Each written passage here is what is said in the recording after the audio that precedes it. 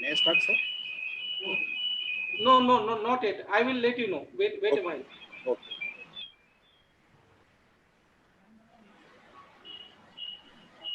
Hmm.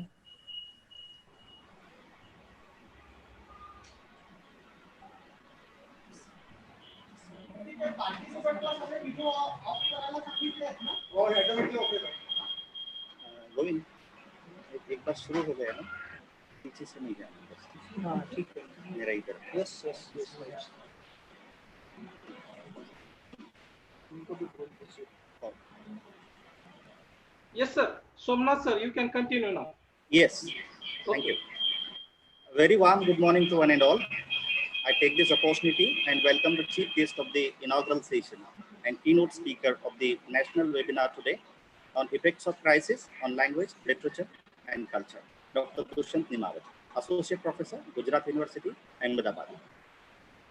From the bottom of my heart, I welcome our patrons, Dr. Dhanraj Mane, Director, Higher Education, Government of Maharashtra, Pune, and host of this Nagpur, Dr. Sunitra Maharaj Patil. Welcome, sir and madam, again.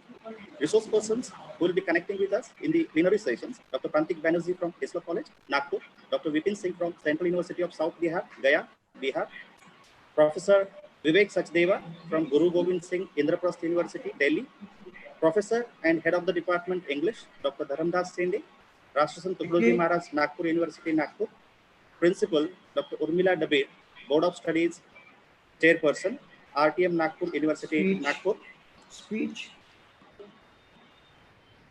Nagpur University, Nagpur, Dr. Kapil Singh, convener of this webinar, my dear colleagues, technical staff, and dear all participants. I welcome you all on behalf of the organizers of this webinar and the hosting institute. Dear friends, humans and humanity at large is passing through a severe test of crisis and caused by taken over by the atmosphere of suspicion, fear, and worries all over the world. At present, we need to believe in ourselves, as Roosevelt suggests through his famous quote, believe you can, and you are halfway there. For sure, soon we shall come out of the atmosphere of horror created due to COVID-19. We can't change the direction of the wind, but for sure, we can adjust our sails always to reach our destination. With this positive spirit, let us begin this academic phase today. To begin with the welcome address, I request the convener of this webinar and Head of the Department of English, Dr. Kapil Singhal, sir. Sir, please. thank you Somnath sir wishing you all a very good morning and hoping that all your near and dear ones are safe and healthy. I heartily welcome all the participants, resource persons, chair for observations and comments, our patrons, director and our organizing team on this one-day national webinar on effects of crisis on language, literature and culture organized by the Department of English at Vasantrao Naik Government Institute of Arts and Social Sciences, Nagpur. Human civilization has evolved through perils and challenges. It has survived fury of nature, expression of differences, and supremacy through wars and won over terminal diseases. Every crisis in history has empowered human beings to endure the hitches and deal life in a more focused and determined approach. Adopted modes by group of people which secures life with a rational and comfortable living is what constitutes a culture. It is this eminence of culture that determines strength, longevity, and progress of civilization. With a rhetoric of what might constitute to the source of culture seems to be very captivating. Time and again, it has been proved that human beings are bestowed with the power of speech, which determines their status as higher order beings. It is this power which is termed as language, a medium of expression for our thoughts, emotions, and sensitivities. In its secondary form, the narratives are shared encompassing all emotions. It assumes the forms of literature. The language is transformed into literature. Together, language and literature exhibit culture, and the three together collectively convert into an inevitable requirement for scientifically smooth, healthy, and progressive human existence. Though not perpetual in nature, these aspects accommodate changes to adhere to the necessities of ever evolving human psyche. However, the human history can seldom be completed without crisis, which dares existence in all forms on this planet. The crisis of pandemic COVID-19 has impacted the human civilization globally in all its endeavors and forms. Instantaneous and sustainable changes in lifestyles is the need of the hour to combat this invasion. Art forms are rooted and are integral part of culture and manifestation in language and literature. To subsist through tough times, art needs to amend and revise itself. And this would be the crux of our deliberation in this webinar with a keynote address of Dr. Dushyant Nimawat, plenary presentations of Dr. Prantik Banerjee and Professor Vivek Sachdeva, observations of chairpersons Professor D.M. Shinde and Dr. Vipin Singh, and interpretations of Dr. Urmila Dabe. In the end, I, Kapil Singhel, on behalf of my colleagues and the organization committee, welcome you all for prolific and thought-provoking discussions in the next 3 hours. Welcome, welcome all. Thank you. Thank you, sir. Now, I request Honorable Director of the Institute and host of this webinar, Dr. Sunetra Maharaj Patil, for the introductory remarks. Dear friends, it is my duty to let you know all that it is the lady behind because of which we could do this activity. Madam.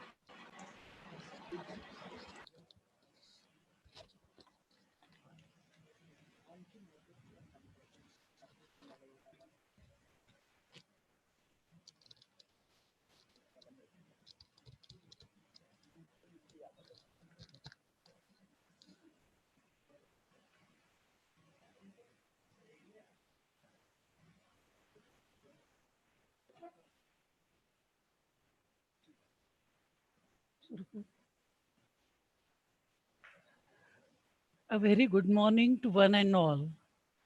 Our patron, Dr. Dhanraj Mane, Honorable Director, Higher Education, Government of Maharashtra, Pune, esteemed speakers and all digital participants, on behalf of the Institute, I, Dr. Sunetra Maharaj Patil, in the capacity of the Director, extend my heartfelt welcome to you all on occasion of this one-day national webinar on effects of crisis on language, literature, and culture, organized by the Postgraduate Department of English, Vasantrao Naik Government Institute of Arts and Social Sciences, Nagpur.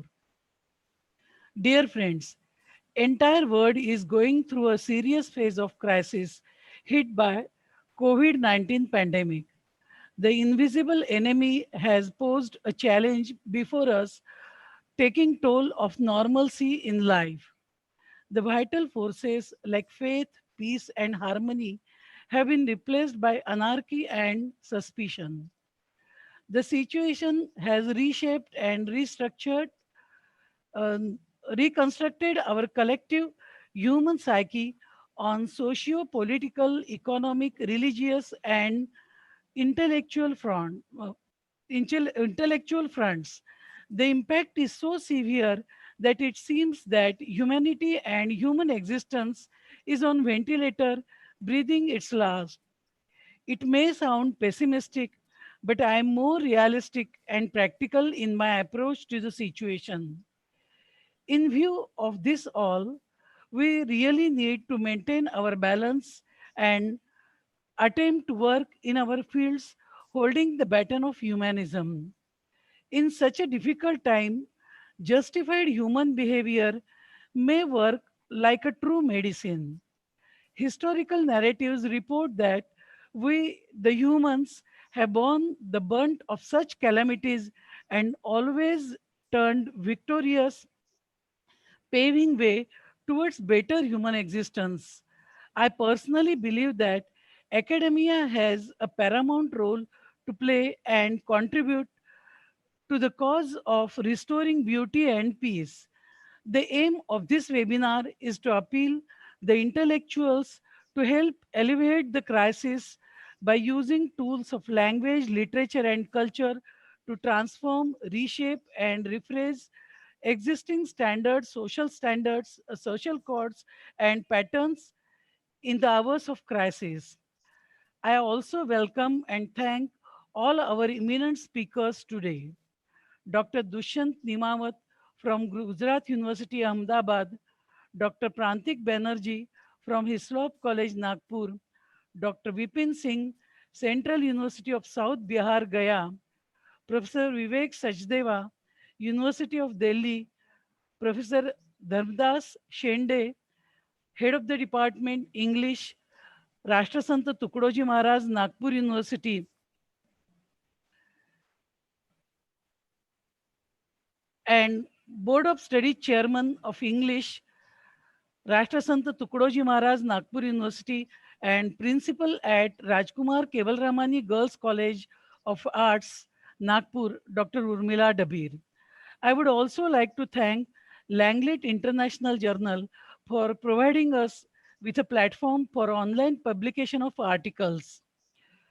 I also appreciate the efforts of the Department of English of my institute for coming up with such a relevant and much needed webinar. I wish this webinar a grand success. Thank you.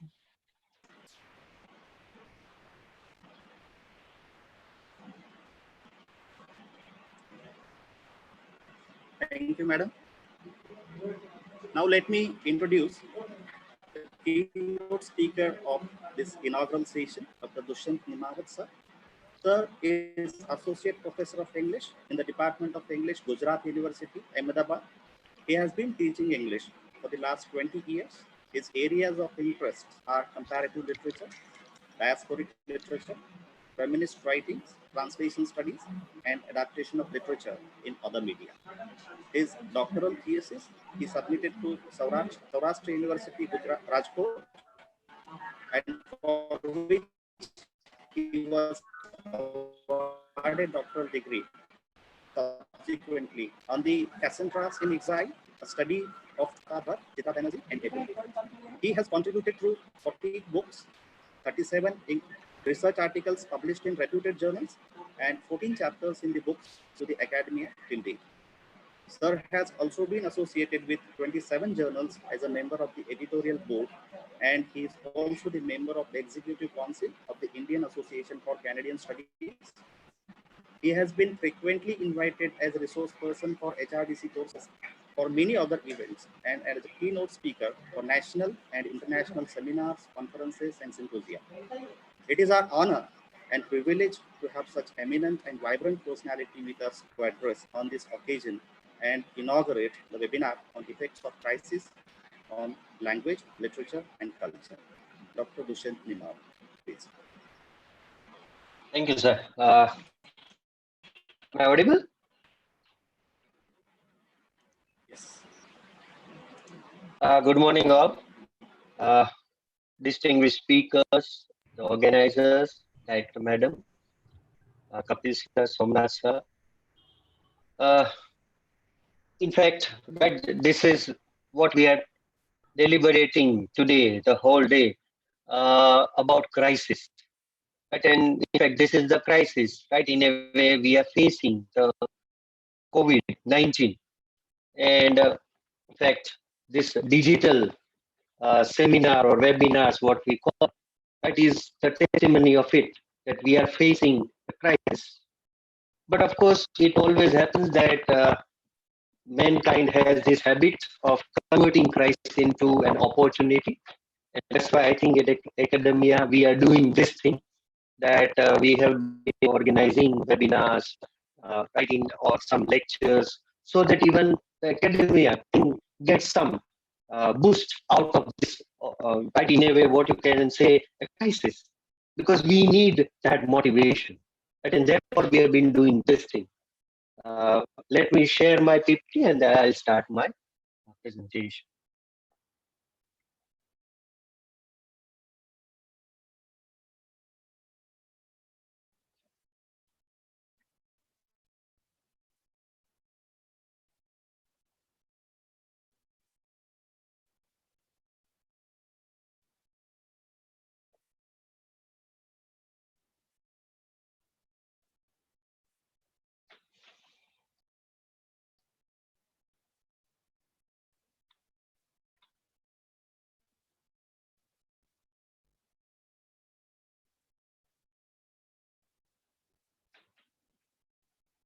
Is it seen on? Yes, sir. Go ahead. Yes. So the topic, right, that I've chosen is the title of my presentation is Healer or Siren, Role of Crisis in Shaping Literature. Is, right, a crisis in a way poses some problems to us. So does it heal us, right, when it comes to literature? Or it happens that, right, it creates some repercussion, right, in our lives, and in a way, what we call, right, that it warns us against something. So what is that? Right, that we need to, of course, think about it. Usually it happens that in a way, in literature, right, when we read about certain crisis, we all feel that we are sailing in the same boat, right? And the same boat is nothing but suffering. Mankind has suffered, but at the same time has, of course, risen above, right, the crisis, and always have got something or the other solutions in form of some problems. Now, in a way, if you look at crisis, the notion of crisis has a long, complex history.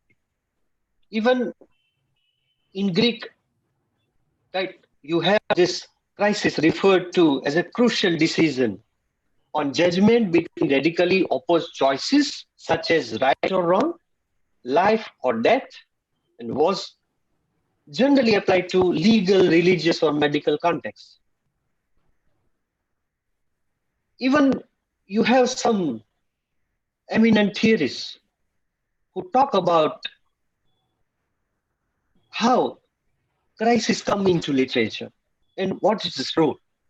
Suppose Reinhard Kostek has said this thing, that adopted a rather secular meaning in the 19th century after the French and American Revolution, when crisis began to identify transition period in the fields such as politics or economics and became the fundamental mode of interpreting historical time. So, in a way, if you say that the crisis as concept has always got encoded in literature or art. In fact, if you look at right from Greek literature to English literature, right, we have always seen that some or other way crisis has emerged, right? And in fact, it has got reflected in literature quite frequently.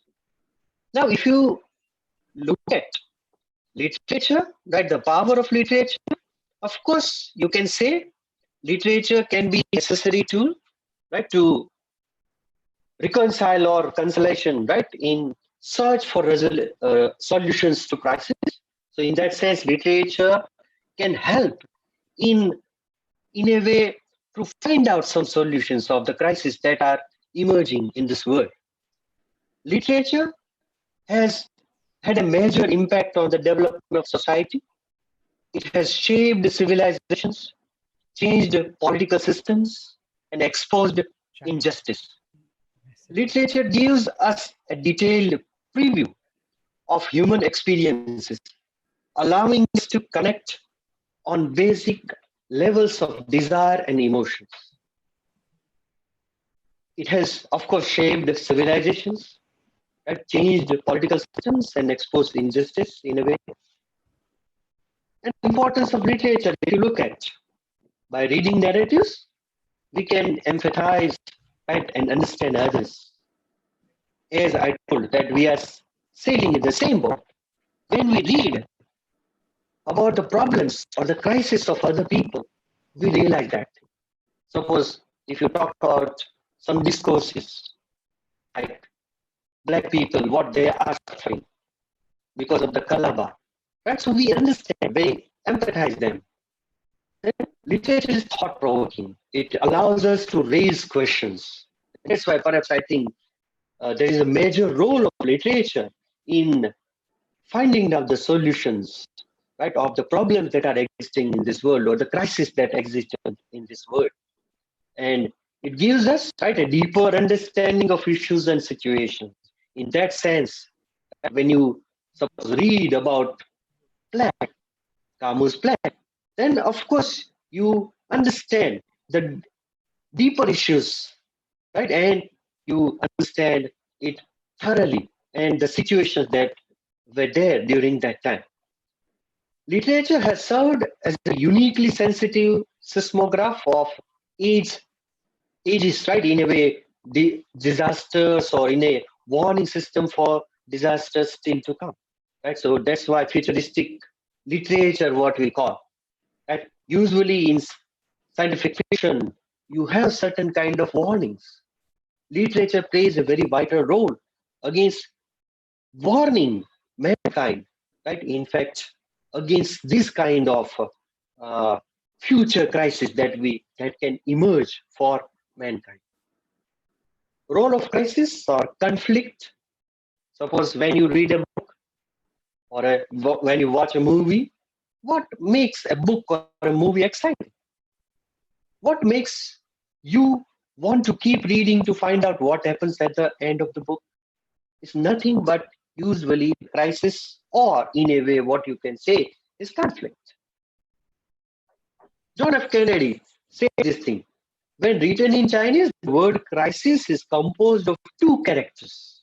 One represents danger and the other represents opportunity. So under it, right, you can see this thing, that first alphabet, right? In fact, two characters for crisis in Chinese language. First one talks about, right, represents in a way danger. And the second one represents opportunity. Right? So Chinese people, they believe that when there is some danger, crisis, right, it is an opportunity. Perhaps I think it is a testimony of the current situation as well. Perhaps, right, they are converting the crisis into opportunity for them. Right? Of course, it is another level of debate that we can have. Shortly after World War II, Albert Camus was invited to the United States to deliver a series of lectures. He was asked to use his areas of expertise, literature, theater, and philosophy, to explain France to American audiences. So what is France, right? And reflection of France, that to American audiences. But he refused to speak on literature or philosophy because in his own words, that these are his own words, these are only reflections of a more fundamental issue, life and the struggle for humanity. This lecture was entitled as The Human Crisis, which he delivered at Columbia University on March 28, 1946. He told of his struggle, this struggle from the French perspective. For the people of France, the end of the war did not signify the end to the threat against humanity. Right? So it, in fact, was not at all. But he himself, Camus, admitted, right, that it was nothing but he talked about through one epidemic, right? He talked about the current situation of the world during that time. According to Camus, this threat was a human crisis born out of moral decline. and could only be overcome by creating an alternative human idea. Right? So he suggested, in fact, that during that time, by the end of World War II, so mankind had seen World War One and World War Two. Then, of course, he said that, that there was this human crisis, and that human crisis was nothing but moral decline. And he suggested that with alternative human ideal, right, it can be overcome. He termed it as this word, monstrous hypocrisy. Right? And therefore he narrated 4 stories. First story was this. The first story takes place in the European capital in an apartment that has been seized by the Gestapo, right, in a very secret police of the Nazi. 2 men, after an entire night of torture, regain their consciousness only to find themselves tied up, still bleeding, and in the presence of the building superintendent. The superintendent, likely having enjoyed a nice breakfast, is cheerfully tending to his routine duties. When one of the torture victims confronts the superintendent, he angrily retorts. Sir, These your are very voice is important words. breaking, sir. I never interfere with my tenant's business. So here, in a way, you can say that the superintendent doesn't care about the suffering of the tenant, right? And therefore, this becomes the human crisis. This is the story 2, which Camus narrated during that time. That is lecture. The second story, Camus talks of a comrade who is being dragged out of his cell for his third interrogation. His ears have been badly torn in the previous sessions, so he wears a bandage around his head. The German officer dragging him along is the one who conducted the first 2 sessions. He tortured him. Hence, the one responsible for the physical damage, and yet he leans down and asks that man who is deeply wounded with an air of affectionate concern in a way that he asks this, how are your ears doing? And again, here the human crisis. The story third, again, which he narrated during his lecture. The third story, which inspired William Styron's award-winning novel, Sophie's Choice. Then, of course, it was converted into a movie also, adapted in a movie also. Is about 3 brothers are right in a way who taken as hostages in the operation against Greek insurgents. Just as one of the officers who took part in the operation is about to execute the brothers, their elderly mother throws herself at his knees and begs the officer to spare her children. The officer responds that he will spare one of the children, but on one condition. The mother must choose which son lives. The mother chooses to save her eldest, as he has a family to care for. The other 2 children are executed. So again here, human crisis, the choice. The mother has to make a choice between children. It's still 4.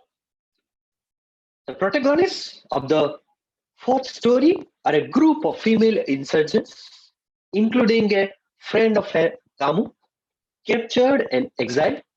On their way to France via Switzerland, they come across a funeral procession. When the woman sees the procession, when the women see the procession, they burst in laughter and they say this thing. So that's how the dead are treated here. Now, in fact, why Camus narrated these 4 stories? He remarked in his lecture that when moral decline creeps into even the tiniest capillaries of the society, all that is left is power.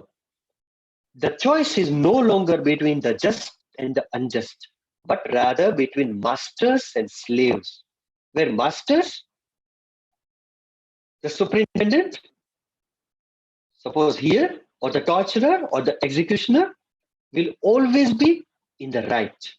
And so the great human crisis drags on simply because of that. According to Camus, in fact, he counted these stories and he wanted to ask this question, pertinent question in a way. Is there a human crisis? And of course, the simple reply to that was yes. According to him, there is a human crisis because of today's world. We can contemplate the death or the torture of a human being with a feeling of indifference, friendly concern, scientific interest, or simple passivity. Right? This is very important. That today, the crisis that we talk about, of course, it is good thing that again mankind has enough of time sitting at home, locked down, completely cut off from the outer society, that in a way we got some time to think whether we were on the right path or not, whether the humanity was on the right path or not during this COVID-19 problem. Today, perhaps I think the compassion that we feel for the migrants, the compassion that we feel for the people who become the victim of this COVID-19, we feel that, of course, there is no indifference today, but in future, suppose there may be. Sometimes, right, we forget these kind of crises very easily. Sometimes we try to analyze it or dissect it scientifically, and we forget those kind of things, or simply we become passive towards it. So Camus, in fact, warned us against that. When moral decline creeps into even the tiniest capillaries of society, that he said, that then of course the what is left is nothing but power. The most, that in a way, why crisis usually gets reflected in literature, because it gives you a kind of conflict. A reader likes to read when there is a conflict. Reader is interested in literature when there is, of course, some conflict into it. So the most common kinds of crises are, suppose, man versus self, which is very internal. Man, in a way, is versus himself only. Then, of course, second one is man versus nature, which is external one. Ecological problems, suppose, man versus nature. Man versus man, so it is external. Man versus society, that is also external. Further divisions also can be made. Suppose the recent one, or the with the advent of technology, that we are faced with this kind of crisis, man versus technology, that you find that sometimes in Western movies. Man versus God or fate, that is again external one. Man versus supernature, right? That is also external. Let us understand this in little depth. Now, man versus self. Now, this type of crisis occurs when a character struggles with an internal issue. This crisis can be an identity crisis, mental disorder, moral dilemma, or simply choosing a path in life. Examples of man versus self can be, suppose, found in novel like Herbal Selby's novel Requiem of the Dream. He was an American writer, which discusses the internal struggles with addiction. Uh, of course, it is in a way the inner struggle of a person. Then the second one is man versus man. When you have both, right, protagonists, one is bad, one is good, then of course there are some odds, and you have the men versus men crisis, which character in which, right, may not have sometimes be that evident, but it is again a version of the crisis. There are two persons or group of people They have goals and intentions and crisis with each other. The resolution, right, comes when one overcomes the obstacle created by the other. Suppose in Alice Wonderland, Adventures in Wonderland, right, written by Lewis Carroll. The protagonist, Alice, is faced with numerous other characters that she must face off, right, with a part of her journey. So it is men versus men, right, kind of crisis. Then men versus nature. We talk about natural disasters, weather, animals, and even just the earth itself can create this kind of crisis for a character. Although there may be some crisis where you find that there is revenge, it may be a driving force. Suppose Robinson Crusoe, right? You find this kind of thing.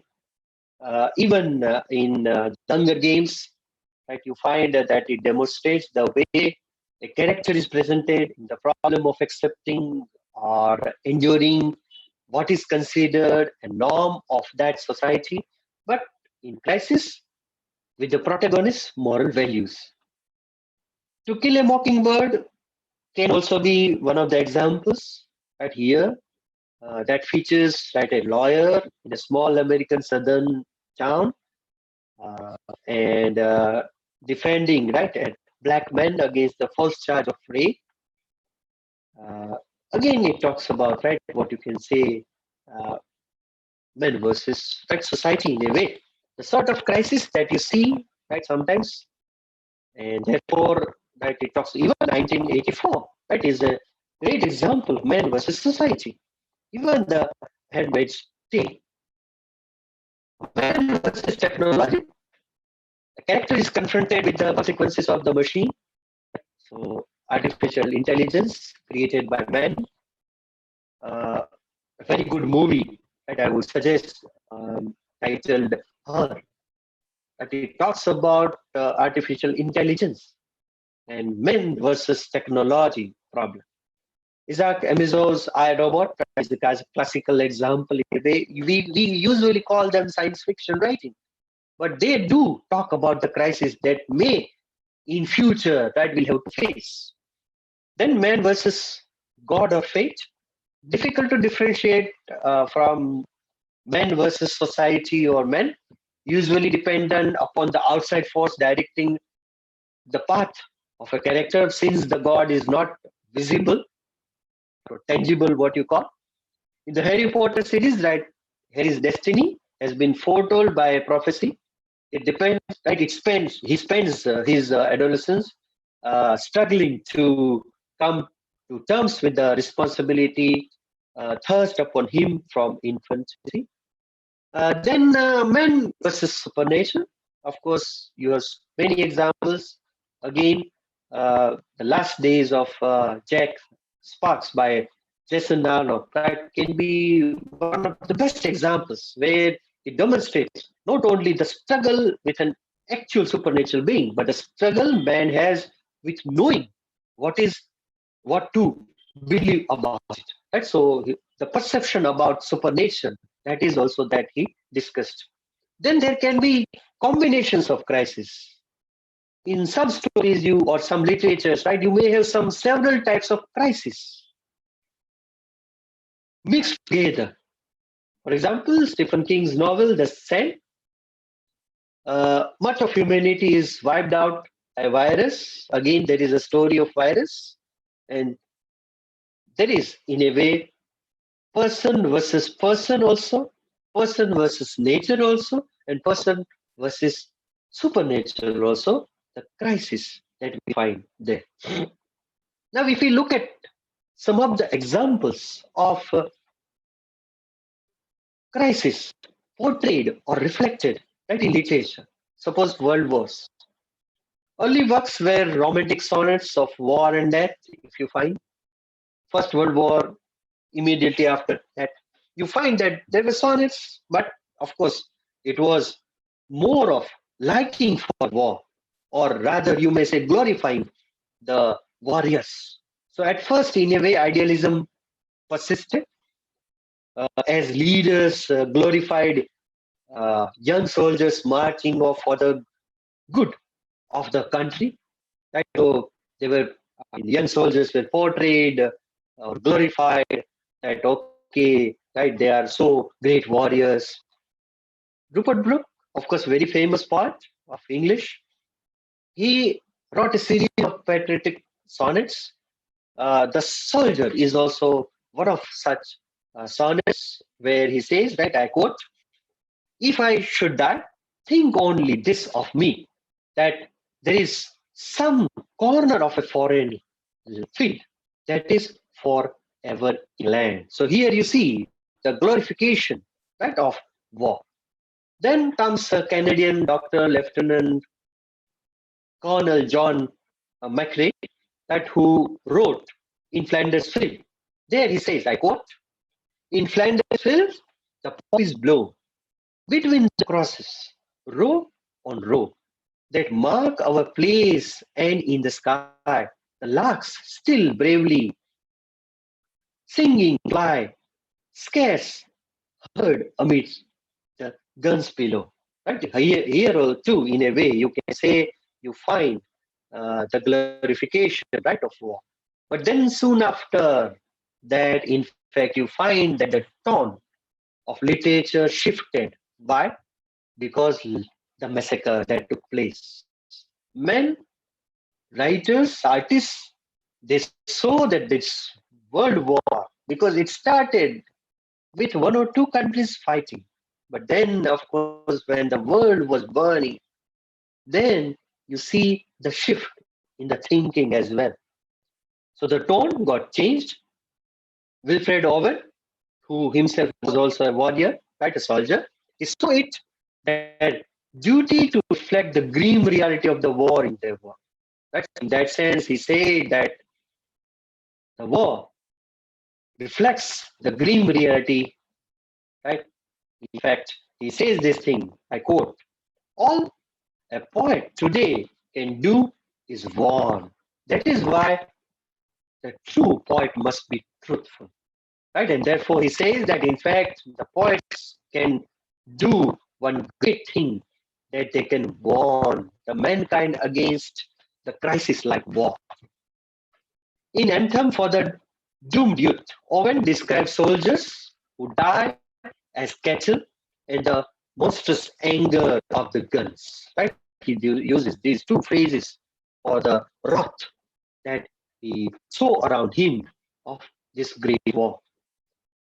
Sassoon, he writes of corpses, dead bodies, face downward in the sucking mud, wallowed like trodden sandbags loosely filled, right, in one of his poems titled Counter Attack. So here now you see the portrayal has got changed, the tone of literature has shifted, and it is kind of warning to mankind. The trial, women in love, the sound, and the fury are, of course, right, in a way, some great examples of the year of this, right, great war that you find, especially the World War that you got. World War One changed, in a way, Hemingway also.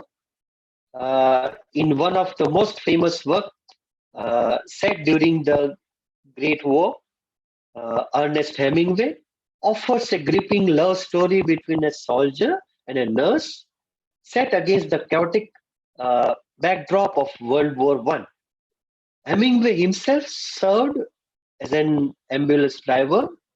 You must be knowing that during the war, and he was severely wounded on the Austro-Italian front, and had been sent to a hospital in Milan where he fell in love with a nurse, and then the plot part of this novel took place in his mind. Of course, A Farewell to Arms is his autobiographical novel that you say.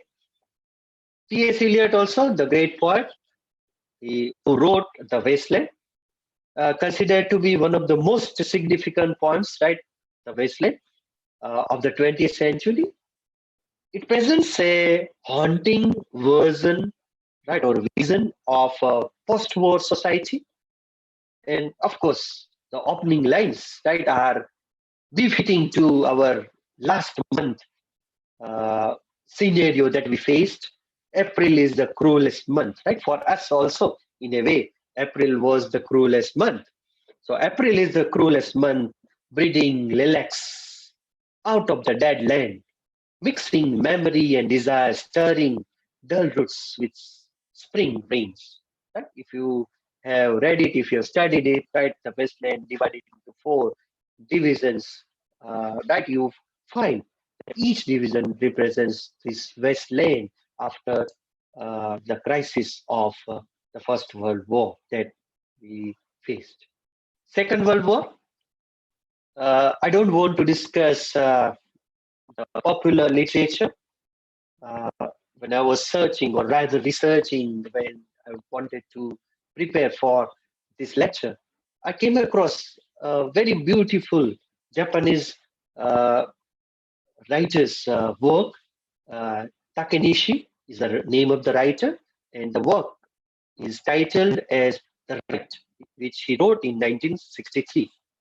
It talks about the Second World War.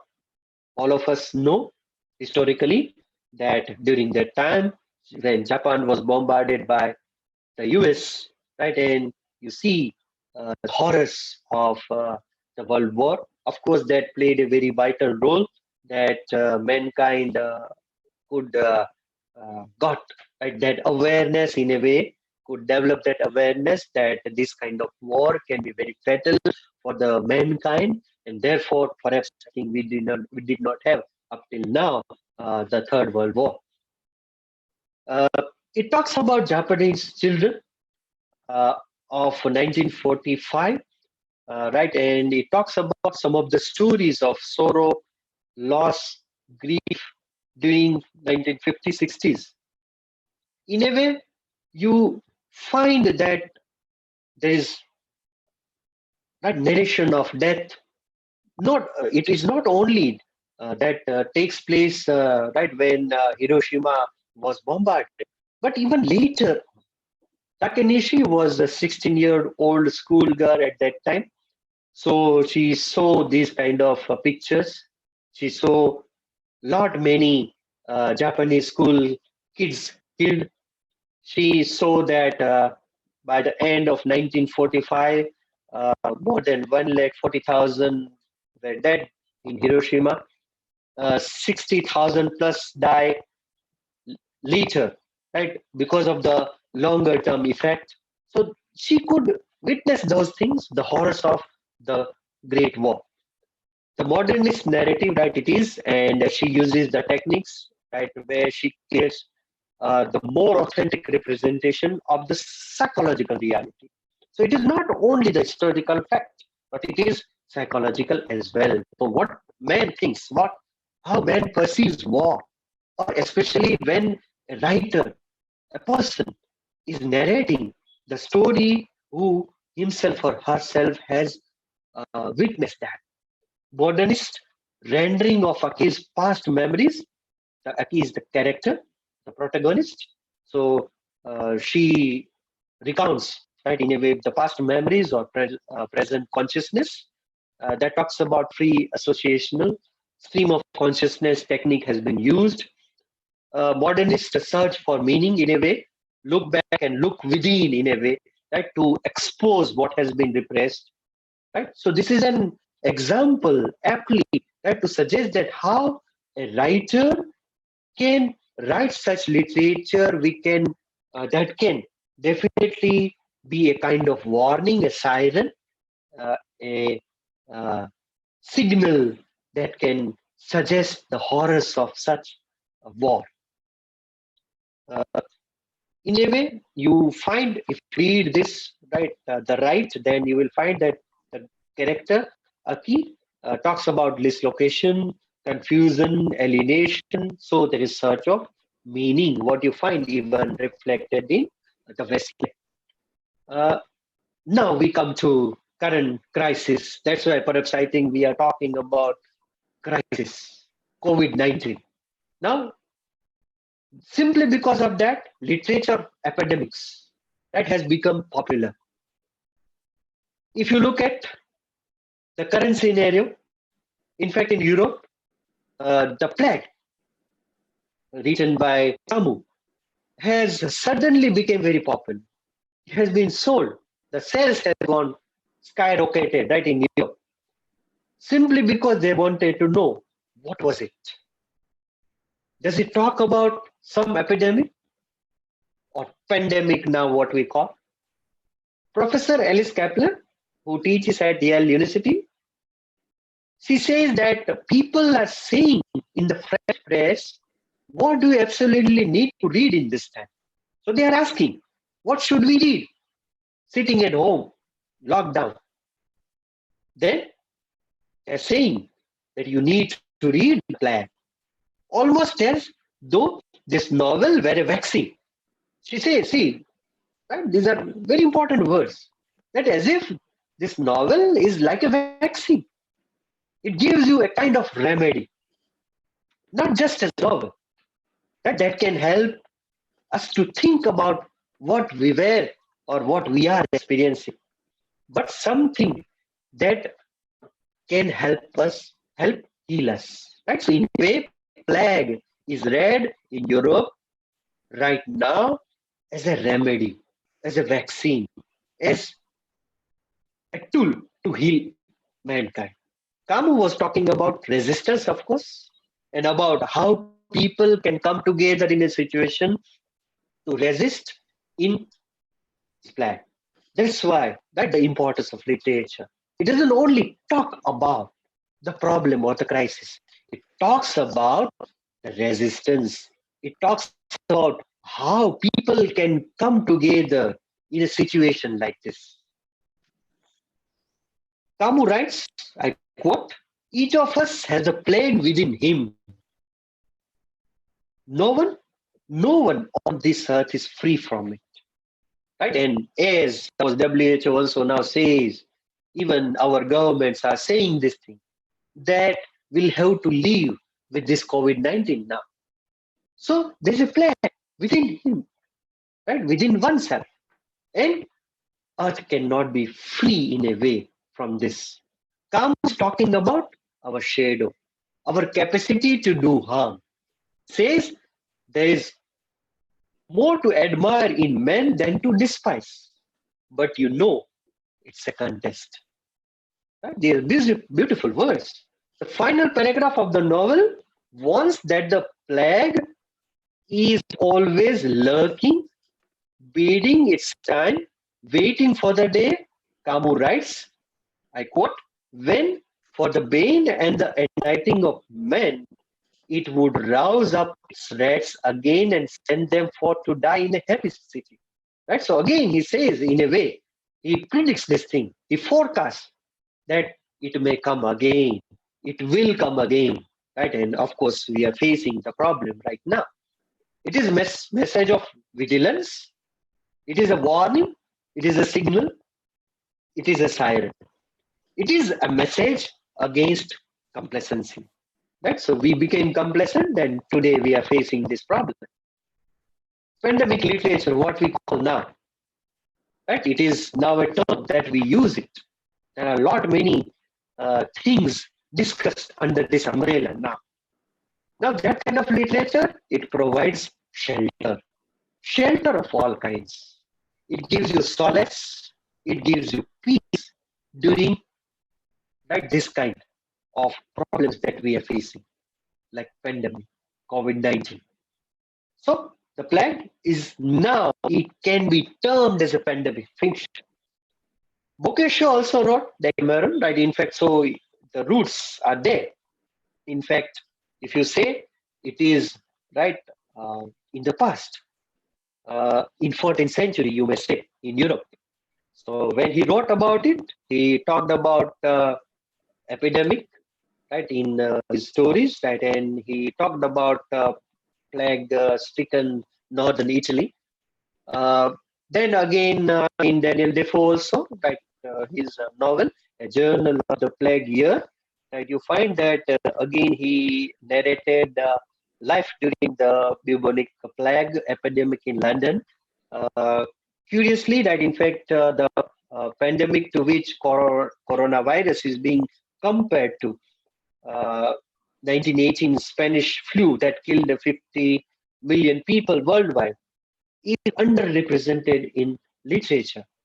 Perhaps because everyone was writing about war, right, in novels, and perhaps because they could not notice this broadly, and therefore, perhaps I think we are facing this problem, and perhaps it did not got reflected much in literature. Future? What about future? There are some, of course, existing books, right, that we can discuss about uh, that reflect, right, in a way, epidemics or pandemics. But what about future? We can soon expect to see books inspired by the COVID-19 outbreak, either directly addressing it or more subtly disguised, most likely featuring government powers, tragic personal stories, and the extraordinary surges of community spirit or altruism that we have witnessed during the pandemic.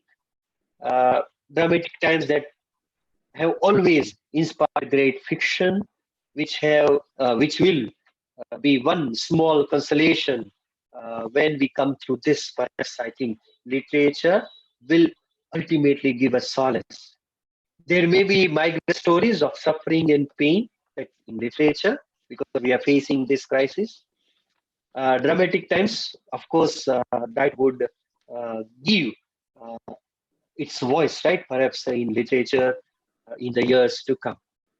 Ruskin Bond has said this thing, I quote, in times of crisis, it's wonderful what the imagination will do. Great writers do this thing. In the times of crisis, they imagine, but sometimes they do not only imagine. It's not merely a kind of imagination.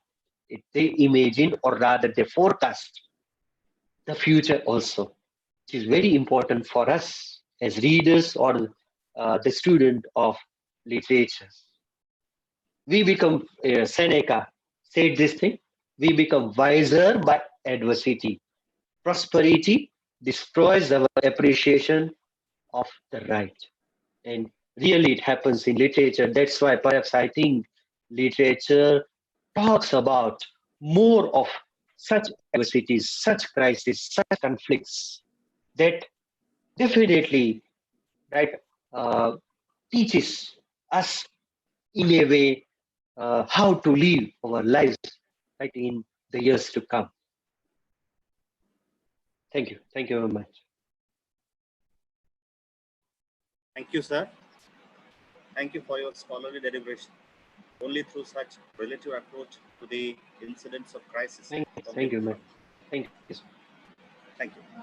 Only through such relative approach to the incidents of crisis from the past, we can have courage and insight to fight these hours of crisis, and literature is always there, as you stated, for our help.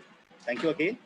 Now I hand over this platform to my colleague, Mr. Govind Rathod, who will host the first plenary session. Govind Rathod. Thank you, sir. Good morning, all digital humans and virtual participants, esteemed resource persons and chairpersons. I extend you all a warm welcome for the first plenary session of one-day national webinar on effects of crisis on language, literature, and culture. Before I invite the speaker, may I request all the participants to post their questions in the floating question box at the bottom of the screen. A few selected questions can be asked by the host after the deliberation. I, Govind Rathod, feel euphoric to introduce you all Dr. Prantik Banerjee as the speaker for the session.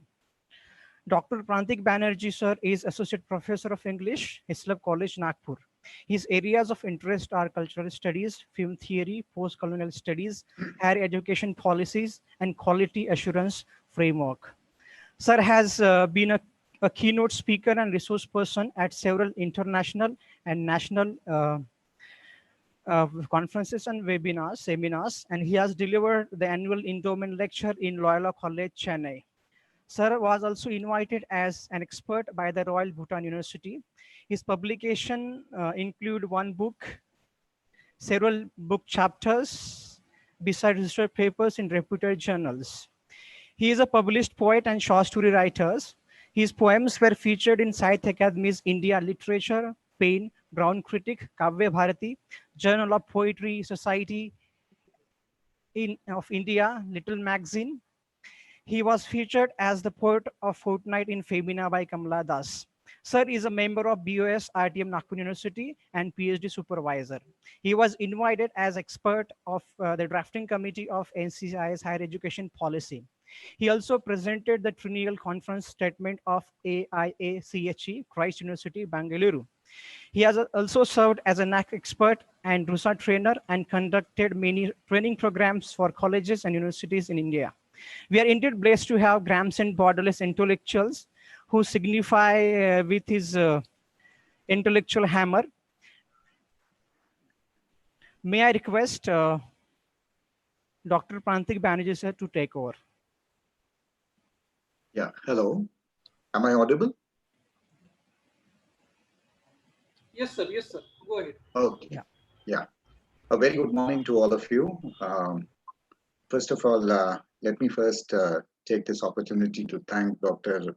Sunitra Maharaj Patil, the director of Vasantrao Naik Government Institute. Special thanks to Dr. Kapil Singhal, convener of this national level webinar. Dr. Vipin Singh, who will be chairing my session from the Central University of South Bihar, and of course, anchor Govind Rathod. Thanks for introducing me. And as Govind said, my digital friends. I think this is a topic, the topic of the webinar is something that we all have been itching. We've been wanting for ever since the lockdown took place in the month of March, because this gives us an opportunity to come together and to share our concerns, our anxieties, as well as a future which seems to be right now very unpredictable and very uncertain. Even as I was getting ready, I think the manner in which the crisis or the pandemic crisis has affected our daily lives, even before we talk about books and literature and writers and what it will do to the future of literature and arts, even before that, the larger narratives of what the pandemic crisis will possibly do is reflected in the manner in which we have been preparing for this webinar, for today's webinar. Think about what we have done since morning. I mean, I logged in on the Zoom platform 15 minutes at 9:45. And since then, I've been watching the technical support and the technical team getting this platform ready. Two changes that are quite quickly reflected about the larger narrative of what we call crisis during the time of pandemic, how it has already affected our daily lives. One is that we seem to be the technological interface between literature and we humans has already created a paradigm shift. I mean, we were at least in the morning prior to the webinar getting off its ground, we were more worried about internet protocols than the program protocols. Internet connectivity was more worrying than human connectivity. And I suppose bandwidth has become a major issue than human bondage. So when we talk about crisis, yes, there are mega narratives, there are meta narratives, and these are which unfold to us, which uncover for us a lot of complex issues that a few of them I will be taking up in my talk. But I'm saying that the crisis has already impacted on the rhythm of our lives. It has already disrupted and disjuncted our lives in many ways. And one of the ways that we are we are experiencing it on a day-to-day basis is, in so many different aspects. However, having said that, congratulations to the organizers once again. Like I said, that we all have been, experiencing this crisis in so many different ways, but particularly as teachers and readers of literature, it gives us an opportunity to come together and share our thoughts. Uh, my my topic is the topic of my talk is unmasking the crisis in literature and culture in the time of mass. And thank God, it's such a relief to see all of us, on even if it is on a digital platform without mass. Friends, who would have thought that we would have to turn to Hamlet to best describe our present COVID crisis? The time is out of joint. But then who else but Shakespeare, who wrote so many of his plays during the time of epidemics, during the time of the Great Plague, not one, but in fact two plagues. And Shakespeare wrote King Lear, Macbeth, Antony and Cleopatra during the time of the plagues. I mean, truly, the ongoing crisis caused by the pandemic has become a life-altering event. It has, like I said, it has already caused a paradigm shift in the ways we think about, we are thinking about literature, the way we are thinking about culture, and the way it is transforming life almost on an everyday basis, where the real and the surreal are have become, everyday experiences in a very very mysterious, as well as in a mind-boggling way. The COVID crisis, in fact, has already impacted the world of the socio-political world, as well as the world of culture in such drastic and radical ways that people are already calling it the defining moment of the millennium. Literary and cultural theorists like Judith Butler and Slavoj Zizek have called it the defining moment of the millennium. Butler, in fact, connects, the present pandemic to her theory of the human condition, marked by one of our a book that came out in about 4 or 5 years back, called Precarity and Precariousness, and she connects the ongoing experience of the crisis to the human condition, whose defining qualities, whose defining features is precariousness and precarity. Zizek, on the other hand, connects the pandemic crisis. He treats the disease not just as a medical, social, and economic malaise, but as an intellectual malaise, as a philosophical malaise. And in an article that came out in the New York Times, he says that we can only be rescued from this crisis by what he calls a philosophical and social revolution.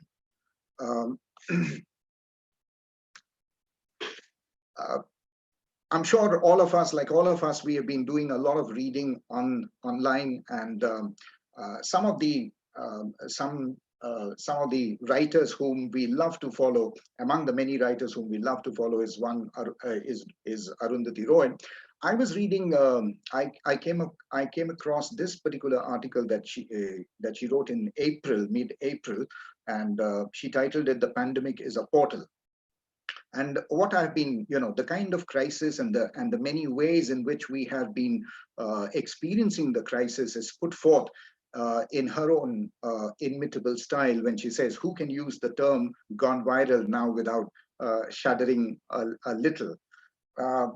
Friends, if you ask me, what has the COVID pandemic done? What has this crisis, this pathogenic crisis done? Well, I would say that the COVID pandemic has created a culture of pandemonium.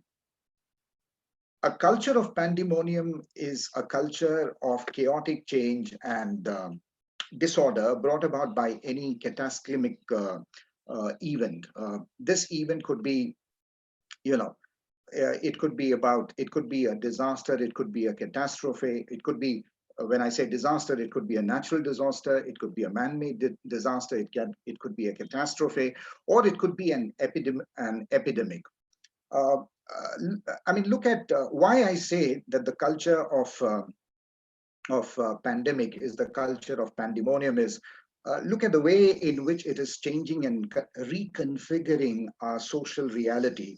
I mean, thousands of people dying of the virus, a struggling medical support system, a crumbling economy, and a disintegrating social order.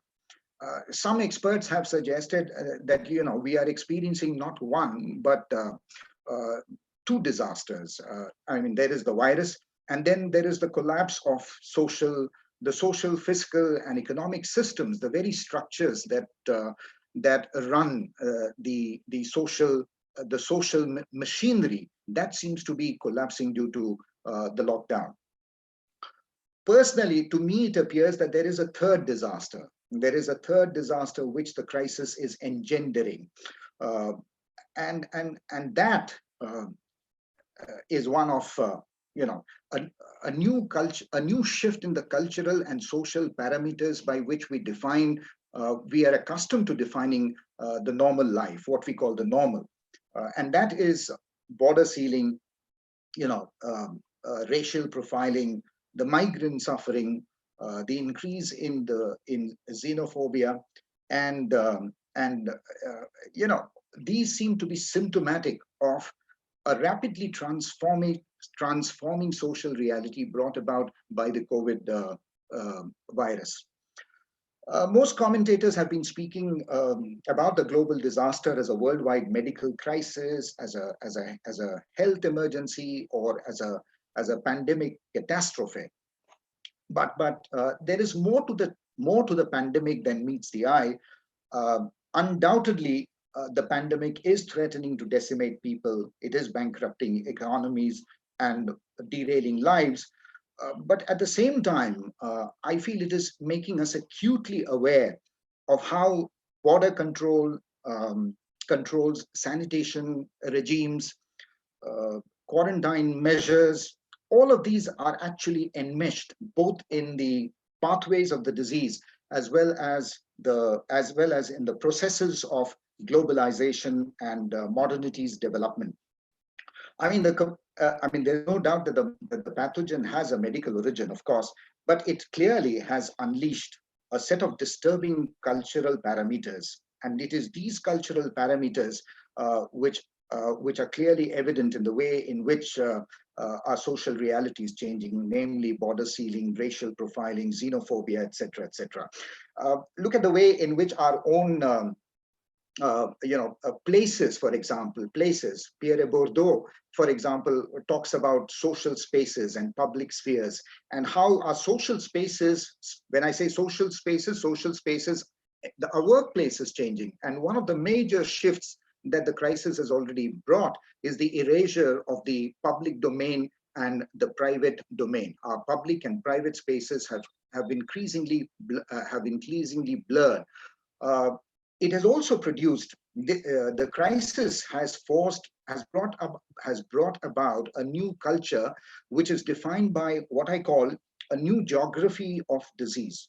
It's changing the entire topography, the entire landscape, and by that, of course, I mean the physical. One way of looking at it is a physical landscape, the space that we are accustomed to. Look at the way in which our nations, states, districts, our own localities are now being color coded and divided into various zones: the red, green, and the orange. And one who can possibly forget how by the end of March, when the kind of statistics that came out in the media often showed the world map, and all of that was dotted with reds. So on the one hand, yes, the crisis has brought about a radical transformation in the way in which the physical landmarks are changing. Color coding, as I said, containment zones have already become the new lexicon by which this physical topography is being marked out.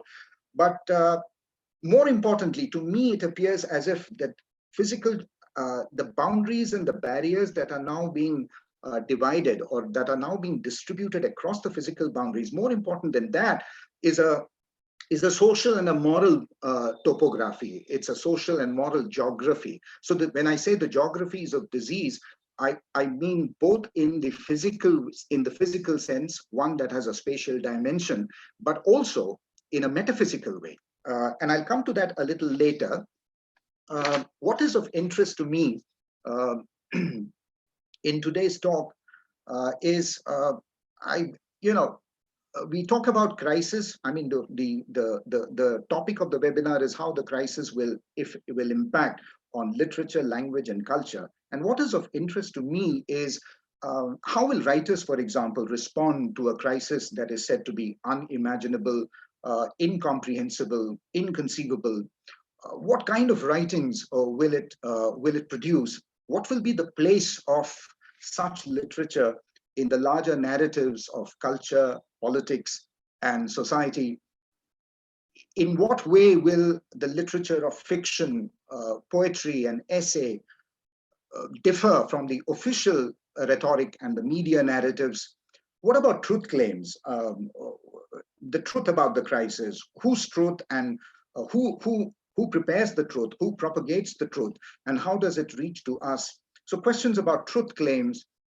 And will the literature of crisis or the literature of pandemic offer any counter narratives to the grand narratives of globalization and postmodernity?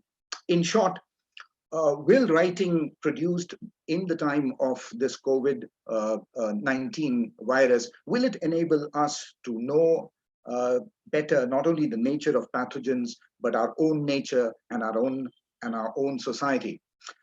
Friends, I'll quickly try to unpack my thoughts along three axes of discursive speculation. When I say discursive speculation, what I mean is that these ideas that I'm going to share with you are purely speculative. They are conjectural in nature, and and only the coming times will probably prove me right or prove me wrong.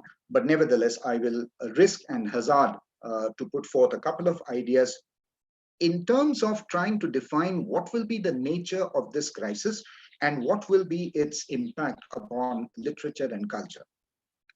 I've already said that, one of the ways in which, these are the three axes that I would like to outlay my thoughts. One is, how will the pandemic impact on culture? And how will the pandemic impact on writers? And what will be the nature of new writings? As I said, how, if we take that first question, how will the pandemic impact on culture? Yes, as I said, today's pandemic has produced a culture of pandemonium.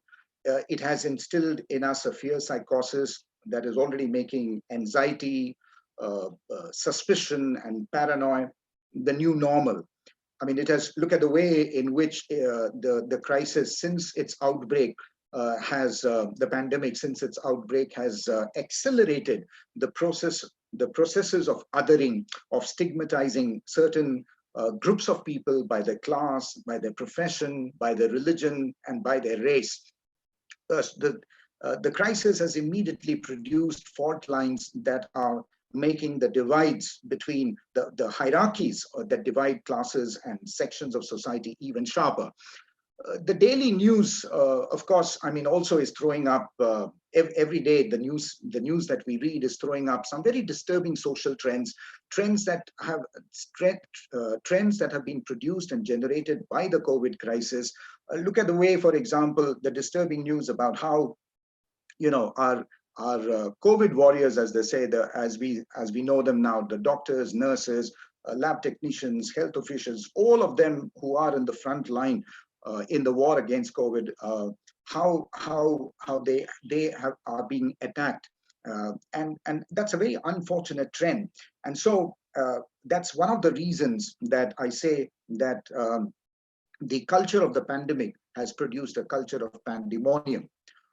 It has also produced something. What is the nature exactly? What is the nature of this pandemic crisis? And I suggest, borrowing a few thoughts from trauma theorists, that the essential nature, the core or the essence of this pandemic crisis is that it is causing a cultural trauma. It is producing a cultural trauma because it has produced an environment steeped in what we define as some of the markers of cultural trauma. Kathy Caruth and Soshna Feldman, two very important and pioneering trauma theorists, have defined what they mean by cultural trauma. And the slide shows to you some of the markers, some of the characteristics that define and describe the nature of cultural trauma.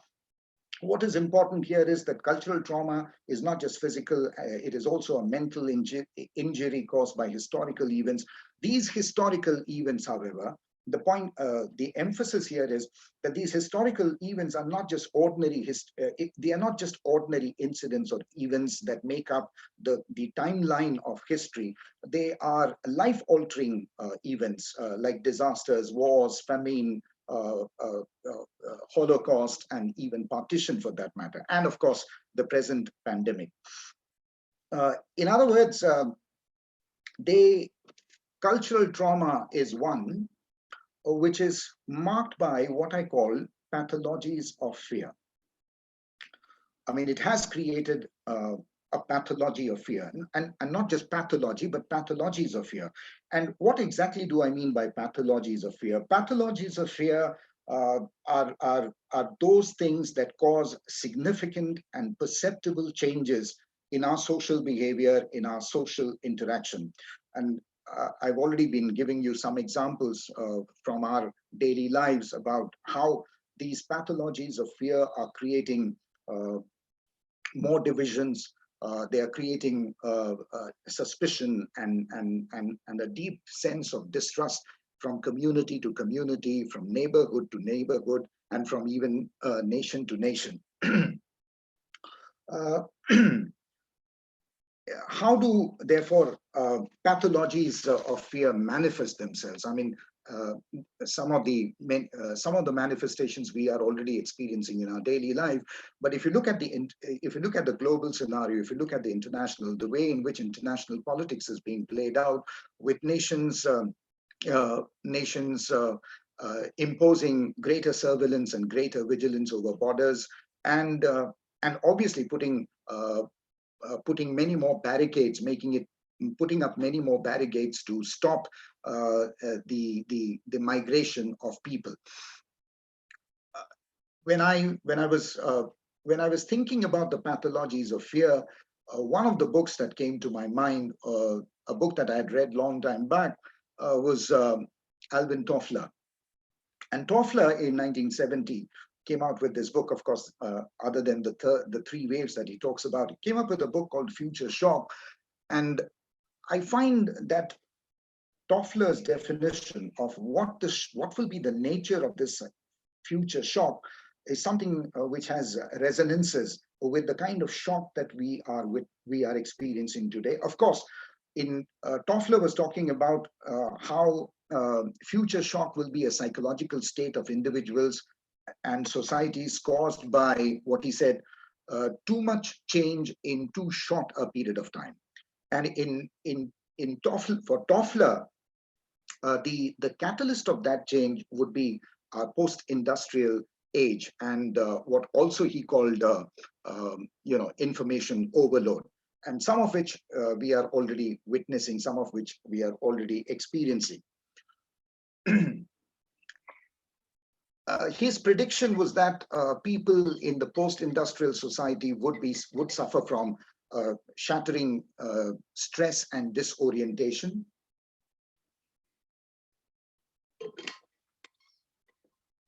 And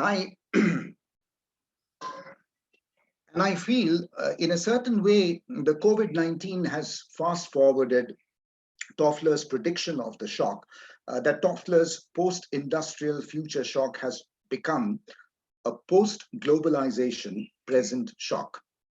So to enumerate, how has the pandemic crisis impacted on culture in general? Well, first of all,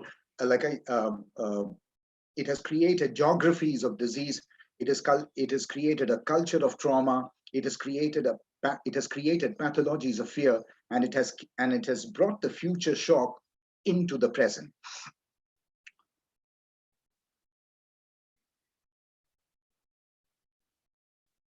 I think one of the central questions that this crisis makes us think is, can we have art in the time of pandemic atrocity? We all know that how complex the process is for art to capture and make meanings of events that are horrific and far-flung in their repercussions. And it was Theodor Adorno who said that to write poetry after Auschwitz would be barbaric. Of course, before he died in 1969, Adorno came up with another statement in which he retracted his remark, and this is the second quote on the slide is that statement where he says that suffering has as much right to be represented as a martyr has to cry out. So it may have been false to say that writing poetry after Auschwitz is impossible. I find this statement, these two statements, very interesting. Especially, I want to draw your attention to the manner in which he substitutes the word barbaric with the word impossible, as if to suggest that the danger lies not in writing about crisis, but in the pretense of understanding it. I mean, to recreate a human tragedy during a crisis in word, paint, or image is to expose the artist to the charge of inhuman appropriation. I mean, this alone can do injustice to the victims or to the sufferers. Friends, I think a similar debate when we talk about the effect of the pandemic on art and culture and literature, a similar debate seems to have arisen in today's times of COVID. And the debate, and really the question again is, can we make art in a time of microbiological atrocity? Can the literary imagination capture the pain, the suffering of dying people, or even of survivors, or of health officials, of government officers, all of those who are involved in waging this war against the COVID crisis? Can art in general and literature in particular capture that which is inconceivable and unimaginable? Because after all, no one wants the trauma of pandemic to be misinterpreted, to be politicized, to be co-opted, to be distorted. To place literature within the political and cultural context of a virus, of a crisis, of a pandemic crisis, is therefore, I believe, to examine the intricate relationships between politics, ethics, and aesthetics. So how do writers respond and react to crisis? Well, writers and artists have responded to atrocity, have responded to crisis in different ways, sometimes even in opposite ways. And I'll give you two examples. There have been writers who have believed that to attempt to create art out of atrocity would always, as I said, take the risk of misappropriating the sufferings of others. For example, Claude Lanzmann, the French film director who produced, this 8-hour epic and famous documentary on the Holocaust called Shoah. Lanzmann worked on this documentary for 11 years, and he refused to use a single frame of archival footage in the making of this documentary. In fact, he tracked down the survivors, members of the families, those who had experienced the terrible torture and suffering of the Nazi concentration camps. And in his own interviews, he said that while as a film director, as a documentary maker, while it seemed to him almost impossible to capture the trauma that the Jews had suffered, but he still attempted the impossible and made it possible by following what he called one iron law, one iron rule, and that is to avoid what he called the absolute obscenity in the very project of understanding. To try and understand the trauma and the suffering of people without being part of that community of suffering seemed to Landsman something that was very difficult to overcome, and yet he did it. This is the one example where, an example of a writer who was very conscious in not trying to misappropriate, not trying to misrepresent something as horrific as the trauma of the Holocaust survivors. The second example, in terms of an interesting contrast to how writers take different positions and different stands so far as their responses to crisis, and especially catastrophic crisis, is that of Susan Sontag. I mean, in July 1990, this was an interesting case. In July 1993, that was the time when, it was where the Serbia-Bosnia war was at its height. And Sontag, I mean, the celebrated feminist writer and thinker, wanted to stage multiple productions. She wanted to bring Beckett's Waiting for Godot to the city of Sarajevo, which was already besieged by the Serbian militia. In fact, it was the longest siege of a city and its people in recorded history, and one very rare, one also rare in the use of brutal force and extreme violence over innocent people caught in the fray of rabid nationalism and ethnic politics. Sontag wanted to bring her productions of Waiting for Godot. And so she was vilified by certain sections of the media, as well as some fellow writers, over what they felt was her very cavalier attitude in trying to bring a dramatic performance to a place where people were simply trying to save their lives. Sontag refused to back down and did perform not one but multiple shows in the bloody zones of combat and assault. Surprisingly enough, these shows were very enthusiastically and warmly received by the locals. And this brings again to the question of what is the role and purpose of literature? What is the role and purpose of art in the time of crisis? To sensitize, to bring forth all those human emotions that make us human.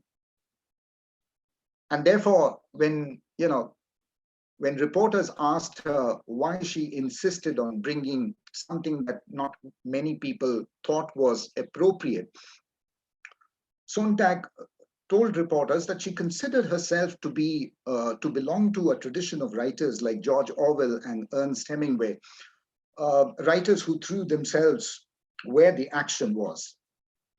And Sontag said in an interview, and I quote, she said, "People told me I was crazy to come here, that is to Sarajevo, but they didn't understand that I couldn't not come here.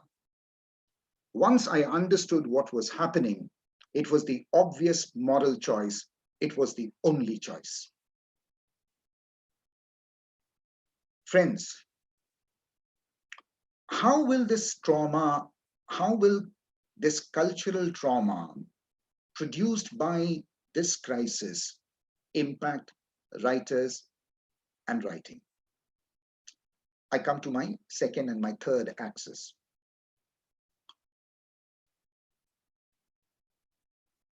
When a traumatic event with world-altering consequences happen, we know that not only does it alter the reality of the times, but it also makes certain demands on language.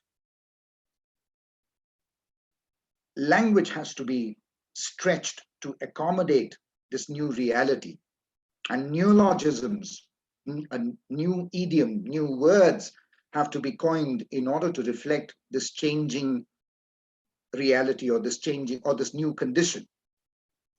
Look at, for example, what the COVID crisis has already done. It has produced, it has generated a new social lexicon. And words, therefore, that we probably were not familiar with, words that were strange and only belong to the field of medicine, or words like super spreaders and patient zero. All of these have become now part of our working everyday vocabulary.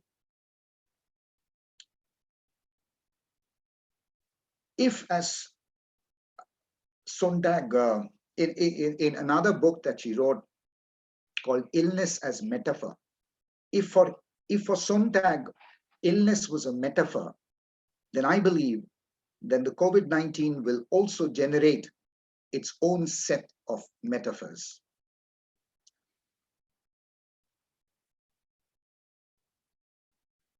Like the trauma of world wars, like the trauma of partition, like the trauma of the Holocaust, I feel that the trauma of the pandemic must be and will be narrativized and historicized.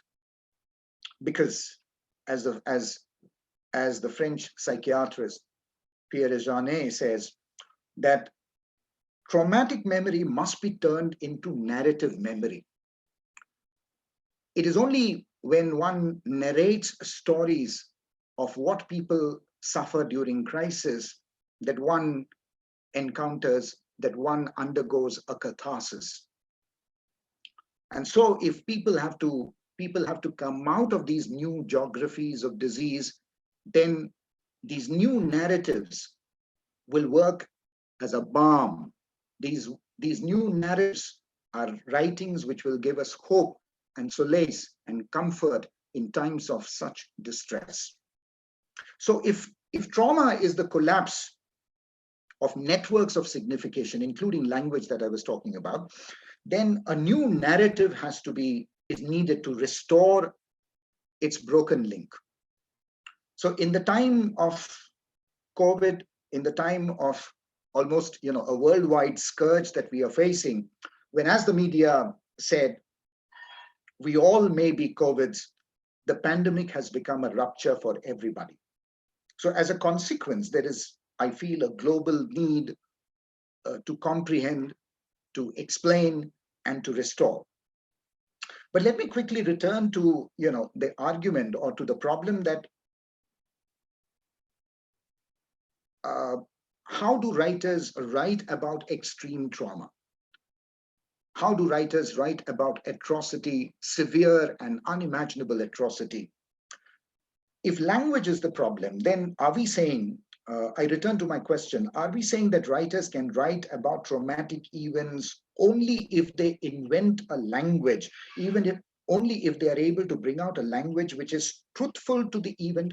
And in a time such as what we call in a post-truth age, the word truth itself has many connotations. It has many, many refracted realities, distorted realities. And to believe that writers must therefore evolve first a language and then narrate the stories of the pandemic crisis is, I suspect, it is to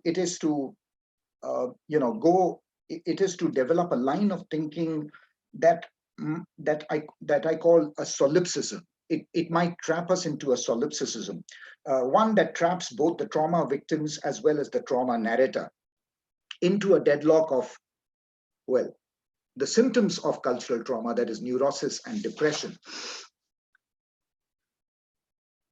After all, what has been historically the role of writers and the role of literature in helping humanity overcome times of crisis? Writers have written about life-altering events but they have written not just as witnesses, but as healers. And they have also written sometimes as prophets, making us see what we cannot see by ourselves. Among the many books that we have been reading, I'm sure this is a book that many of us would have gone to. The three books that I started reading during the first lockdown was, of course, Camus' Plague and Viktor Frankl's Man's Search for Meaning, and the third one was Saramago's Blindness. The crisis thing makes us think of Viktor Frankl, particularly because as a Holocaust survivor, as somebody who survived the Holocaust, is best known for his psychological memoir, Man's Search for Meaning.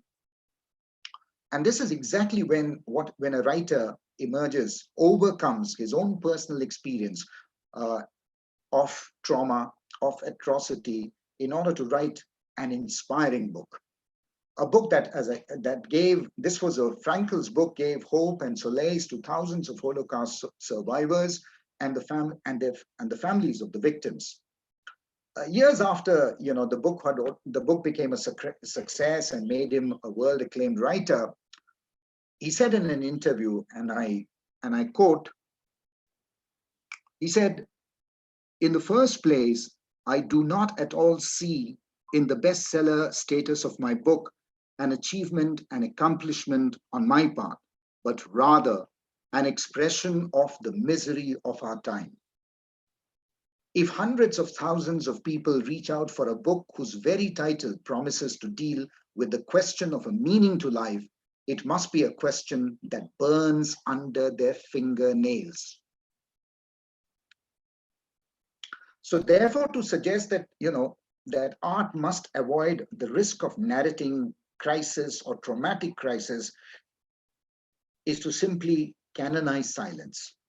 The danger of idealizing trauma as something untouchable is to make its real pain and real suffering transcendent. And what it also does is it makes us guilty of dehistoricizing, of removing both the traumatic event and the people who have suffered the trauma from history.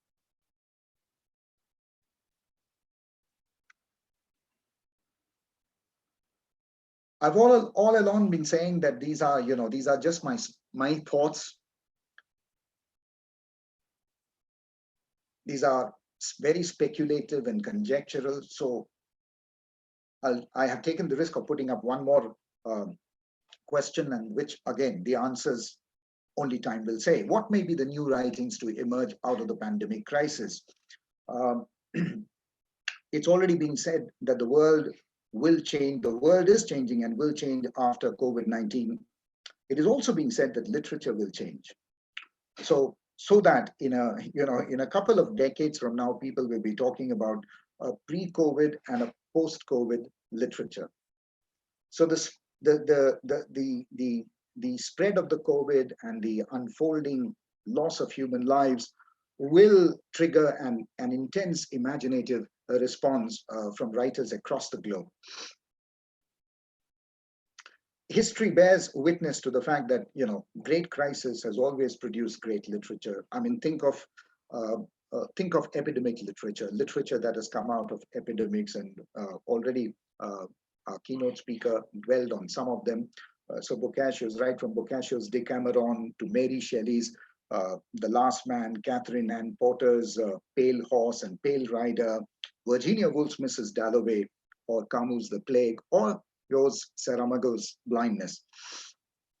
In fact, many of us who are keenly waiting as to what our famous writers, what contemporary popular writers are writing. Orhan Pamuk has been writing a historical novel set in 1901 during what is known as the Third Plague Bubonic, and he already has titled that novel. It is a novel in the making. It is writing that is still taking place. He's titled the book Nights of Plague. And again, it is about the outbreak of a bubonic plague that killed millions of people in Asia. So what might be the nature of these new writings that the COVID crisis will bring? One could be speculative fiction. Suddenly there would be a resurgence of a lot of books that coming out of speculative fiction, apocalyptic in nature, dystopian novels. And I dare say some of these novels, some of this fiction will carry some titles like The End of the World or The World According to, not GAP, The World According to COVID. There will be a lot of writing which will belong to the genre of personal memoirs, autobiographies, for example, with titles perhaps like, Love in the Time of, well, not cholera, Love in the Time of COVID, or something like My Dateless Diaries. Testimonial narratives that testify as witnesses or as people who have personally experienced a great crisis. Probably carrying titles like Hard Times or Bleak House. What the dickens, I mean. So the pandemic, I suggest, will inspire new writings, but also writings from the new media that may blur the genre boundaries with literature. And I'm thinking here of, Daniel Defoe's, for example, The Journal of the Plague Year in London in 1965 or 64. I'm thinking of Hemingway's War Dispatches during the Spanish Civil War.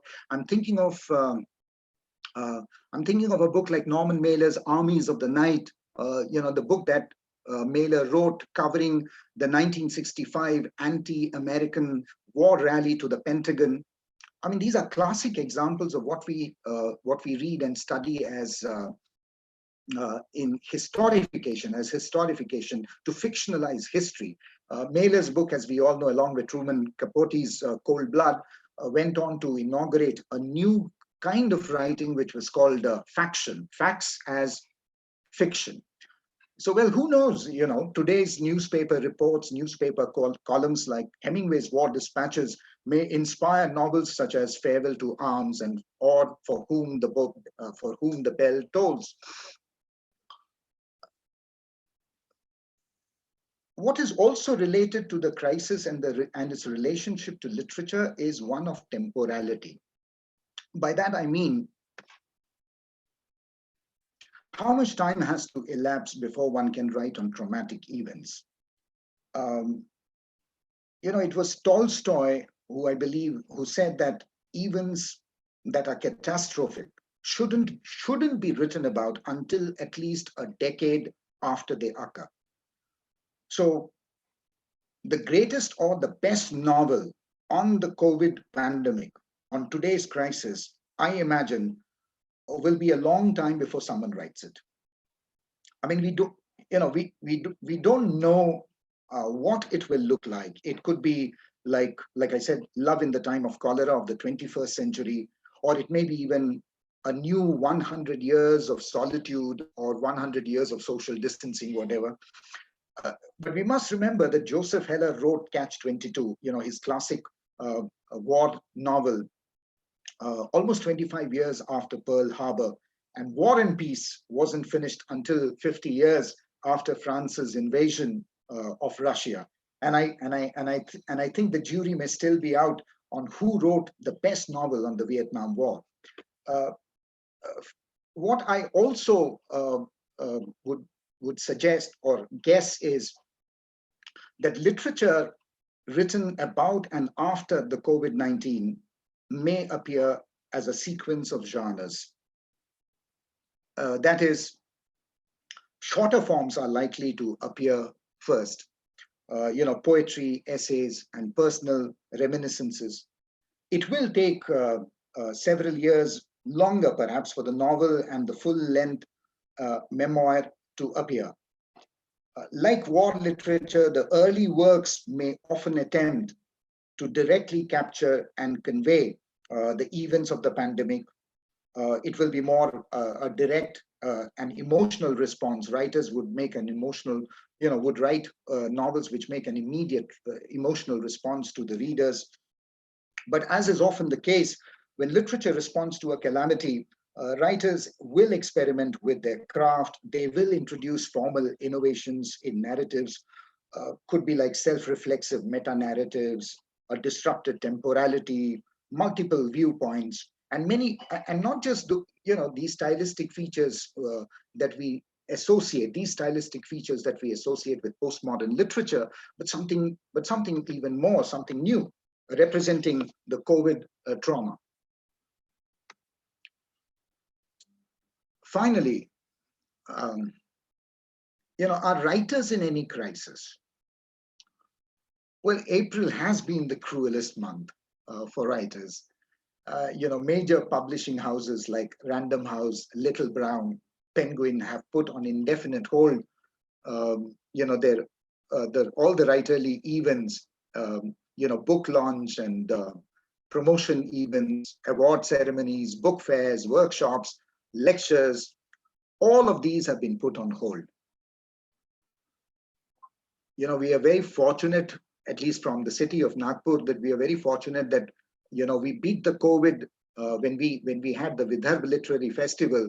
We beat the COVID. We probably, it turned out to be such a wise decision to, and we had the very first Vidarbha Literary Festival in our own city in the month of February.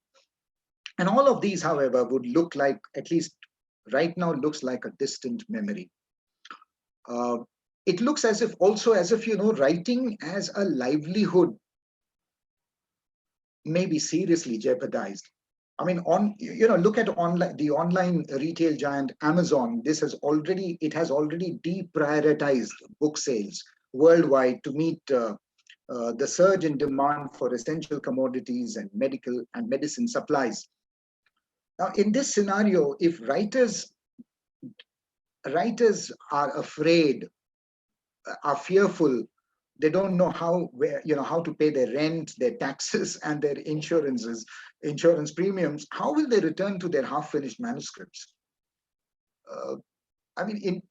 Indeed, the diversity of books and culture seems to be in some danger because of the domino effect of the pandemic. Of course, I also believe that this is a temporary phase that writers and publishing houses are facing.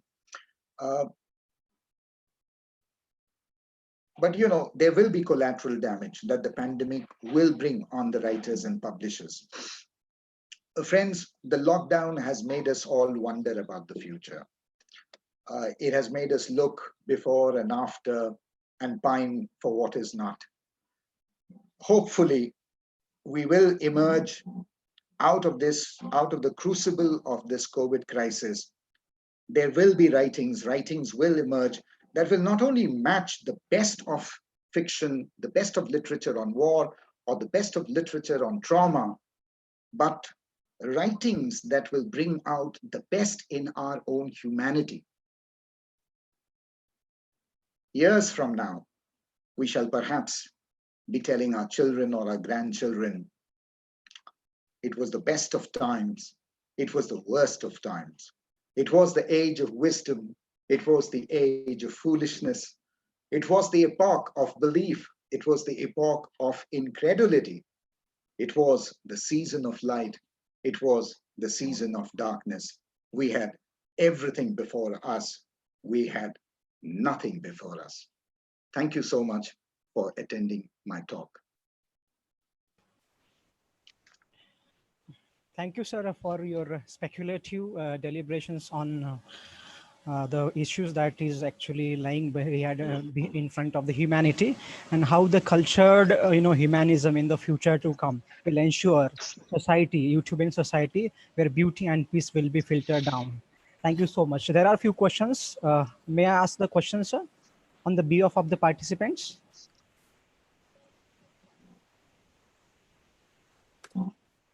Yeah.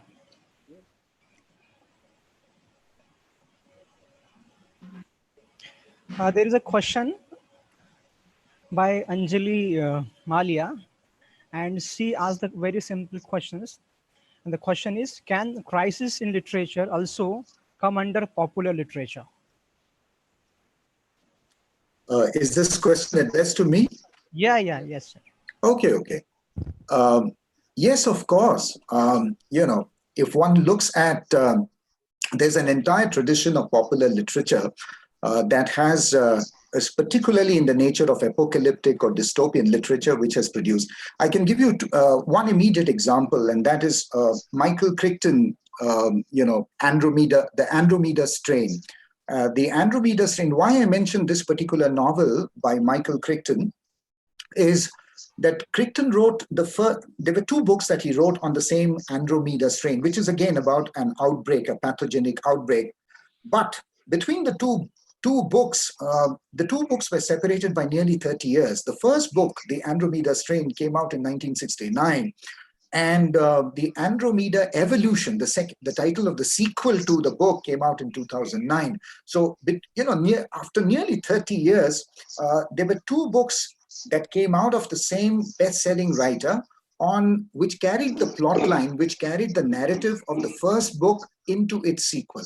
So I do believe that writers like Stephen King, for example, or Michael Crichton, and there will be many more new writers who will be writing about the times of pandemic. But however, with one modifier, and this is a quick comment here. Although we are talking about popular fiction, best-selling novels, techno thrillers, or science fiction, I believe that the nature of these popular thrillers will be slightly different, and the shift that I may predict, if I may say so, is that the future will be closer. I mean, their description of the future will not be somewhere in 3000 AD, but probably closer and nearer to our times. Thank you, sir. Thank you so much once again. In the chain of the proceedings, it's my honor to introduce you all, Honorable Chairperson for the session, Dr. Vipin Singh. Sir is an Associate Professor of English, Central University of South Bihar, Gaya. Sir has published 5 books in international reputed publications. Sir has published more than 30 research papers. He has rich teaching experience of more than 13 years.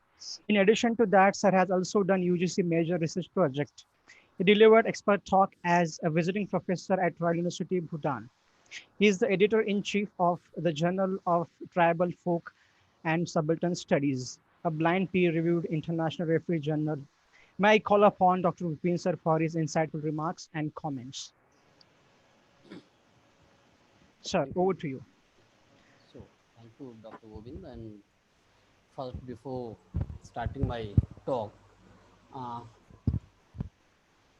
I will start with thanking, first of all, Dr. Kapil Singhal for organizing such a wonderful program in such a time of crisis when we all are afraid of, and we all are sitting in our houses and so much afraid of that we are not willing or not ready to step out of our houses. And at that time, such have academic meet is really a wonderful experience. And I congratulate and thank at the same time to the entire team who organized the meet and such a wonderful deliberations. Before submitting my report on the deliberation, thought-provoking and deliberation given by Dr. Prantik Banerjee, sir.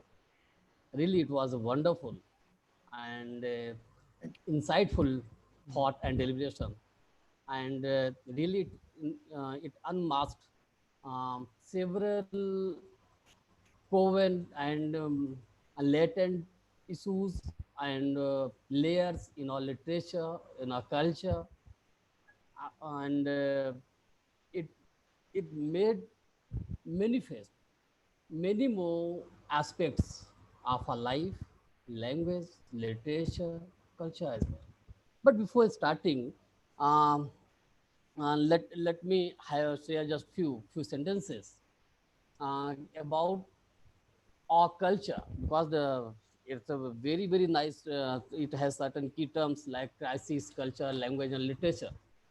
Then how crisis? We all of us know that everything, many literatures, many, we can say, theories, they have emerged out of certain crisis. Imagine, had there been no crisis at all, we would have been deprived of several wonderful theories, several wonderful domains of knowledge.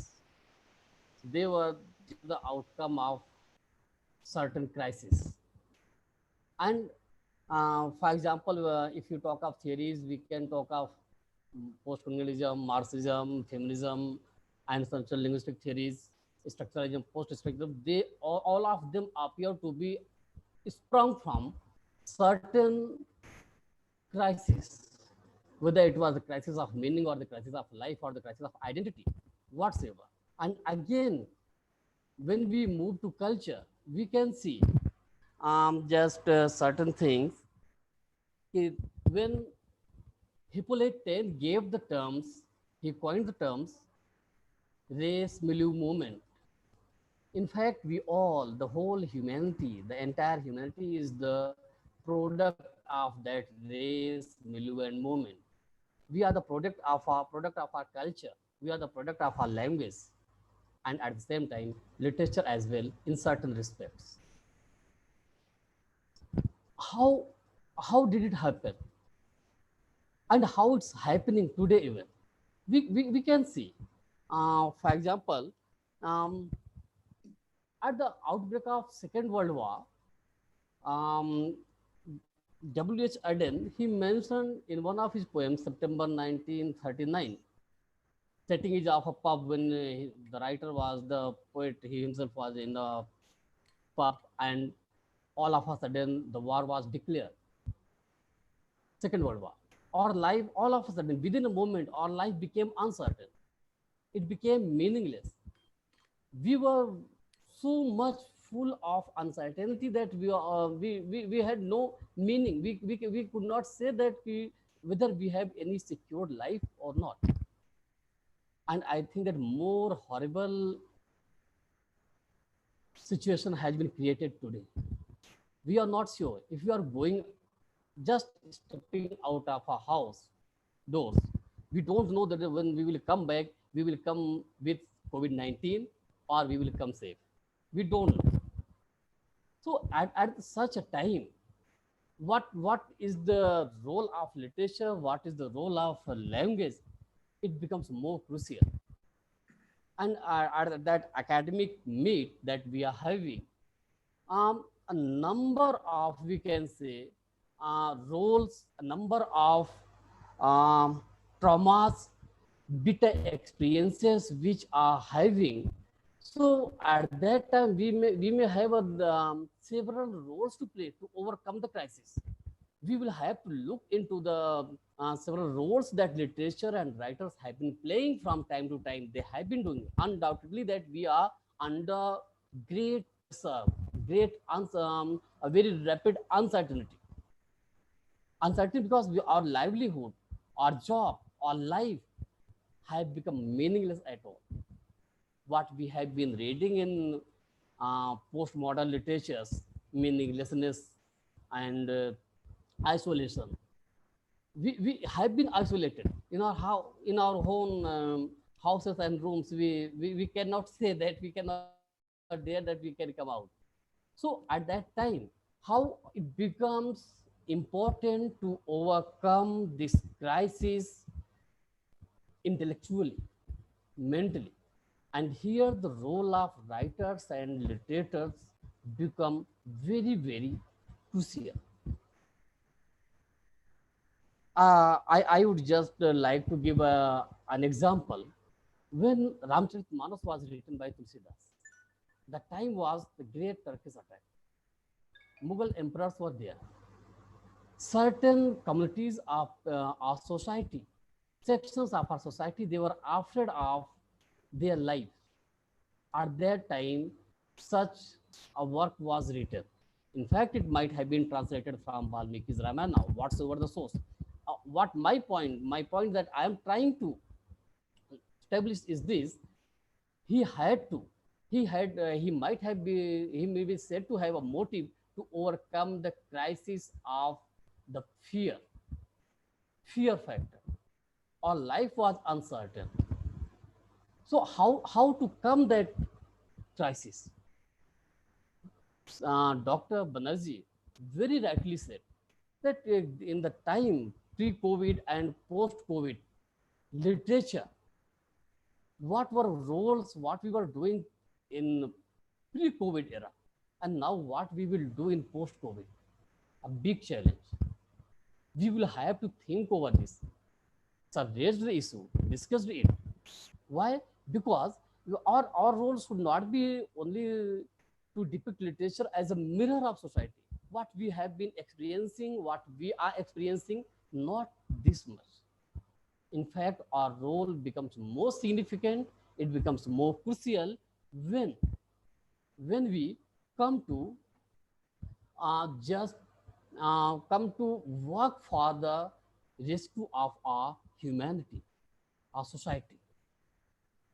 How can literature play that role? A discussion can be on this issue as well, because uh, what we are having is only one aspect of literature, but what we may have which could defeat this COVID-19 pandemic should be more crucial, should be more important. We should look for this. And now coming, because my role doesn't allow me to speak much, I have to conclude my words. So Dr. Banerjee, I thank you and congratulate you for raising so many significant issues and points that we should ponder over. Thank you. Thank you, sir. In the course of deliberations, the points that I could mark and that really moved me a lot was culture of pandemic. Really, a new culture has been created. What as a student of literature, we have been studying that Shakespeare talked about Forest of Arden, a new word, which was beyond of any we can say gender discrimination, if we have a feminist stand, or we have been studying other words, other cultures. But now this culture, the COVID-19 pandemic culture created by this culture has given challenges all around. We are not unsure and uncertain of our life. In fact, we have become such a victim that we are in search of our meaning, whether really we do exist or not. We cannot go to our workplaces. Even we cannot allow our children to go to schools. We cannot do whatever we have been doing till now. New culture altogether, but how to survive that culture? And what can be the role of literature which could help in that survival? Is another issue that we can think over it. And the other things that you talk is culture of trauma. This was the part of this COVID-19 sector, but thing is this: we are so much afraid of the situation that we cannot overcome the crisis. We find most of the time ourselves unable to overcome the crisis. We can mentally, emotionally, and even in physical words. If we come outside, we cannot. And then how can literature help us to overcome that crisis? And as you pointed out that we will, our government also declared, announced, and we are being motivated to live with this COVID-19. We cannot get rid of this. We cannot be free from it. We will have to learn to live with this COVID-19. But how to live safely? This is our challenge. And how can literature play a role in giving us this protection? Of course, it cannot give us capsules, but it can give us inner strength, really, which will, I think, accelerate and enhance our immunity. Because power of heart, power of mind is more effective, more influential, more powerful than physical strength, physical immunity that we have. And once we acquire the power of will through literature, through other forms of knowledge, we can say, then it can help a lot for survival. And so, uh, in the course of talk, you talked about many uh, factors, whether it was a fear factor or the traumatic factors or the practical literary crisis that we had, that writers had before and after COVID-19. Really, it was very, very thought provoking. It was sound, and we should have not only a deliberation, but we should think again and again over those issues that you raised, because those, or thought over those issues and or attempt to just overcome the crisis can help us, can save us from this COVID-19. Really, sir, I again congratulate you, Banerjee, sir, Dr. Banerjee, and thank you for your deliberation. And I thank and congratulate the organizers again for organizing this platform and for having that academic meet, which could help us, and which is really a significant platform and a significant attempt. Really, or this kind of meet can give us a strength, that inner strength, that mental strength, which we are in need of. Thank you. Thank you so much. Thank you, Dr. Vipin. Thank you.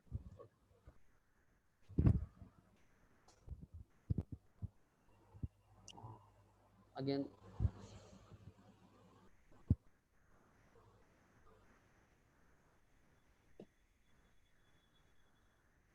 Dr. Govind.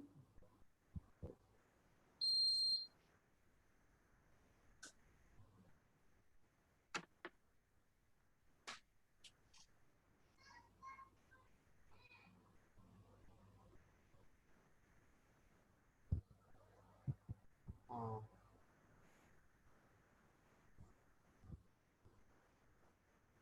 what next we are supposed to do was of after share.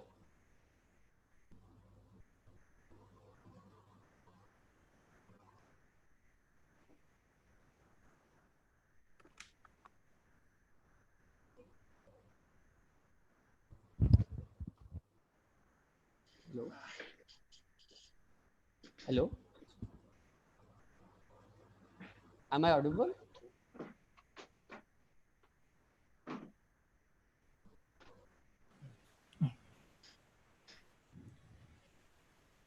Speech colors. Hello. Speech. Yes. I'm just handing Hello. over the charge to Govind. Good afternoon, everyone. I'm Professor Shekhar Vispate. I warmly welcome to the resource person, chairperson, and all the digital participants in the second plenary session of the one-day national webinar. I hope you must have been enlightened by the previous words of the resource person and the chairperson of the first plenary session. For the second plenary session, we have Dr. Vivek Sachdev as a resource person and Dr. Dharamdas Shinde as a chairperson. First, I would like to give the brief introduction of our resource person, Dr. Vivek Sachdeva. Sir is a professor in the Department of English, University School of Humanities and Social Sciences, Guru Govind Singh Indraprastha University, Delhi. His area of specialization is film studies, adaptation, and narratology. Dr. Sachdeva sir has 20 years of experience of teaching. His 2 books are published and 1 book is edited. He is also a translator. Presently, he is translating Punjabi literature, especially poetry and drama, into English. He has published many research papers in national and international journals. Dr. Sachdeva sir is going to deliver a talk on the topic Art in the Times of Distress. So I request to our resource person, Dr. Sajadeva sir, to start the deliberation on the given topic. Please, sir. Thank you very much. And it's nice to see Professor Shinde again. Though it's it's a different platform, it's a different kind of meeting. And I thank the organizers for organizing this event during the times of COVID-19 and also for inviting me to share my views.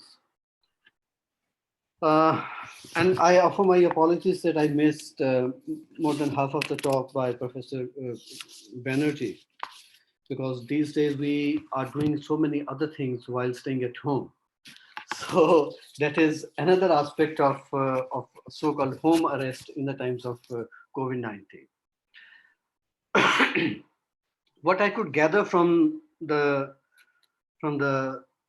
couple of things that he was sharing towards the end of his presentation, that COVID-19 has certainly brought us those fundamental questions back into the focus.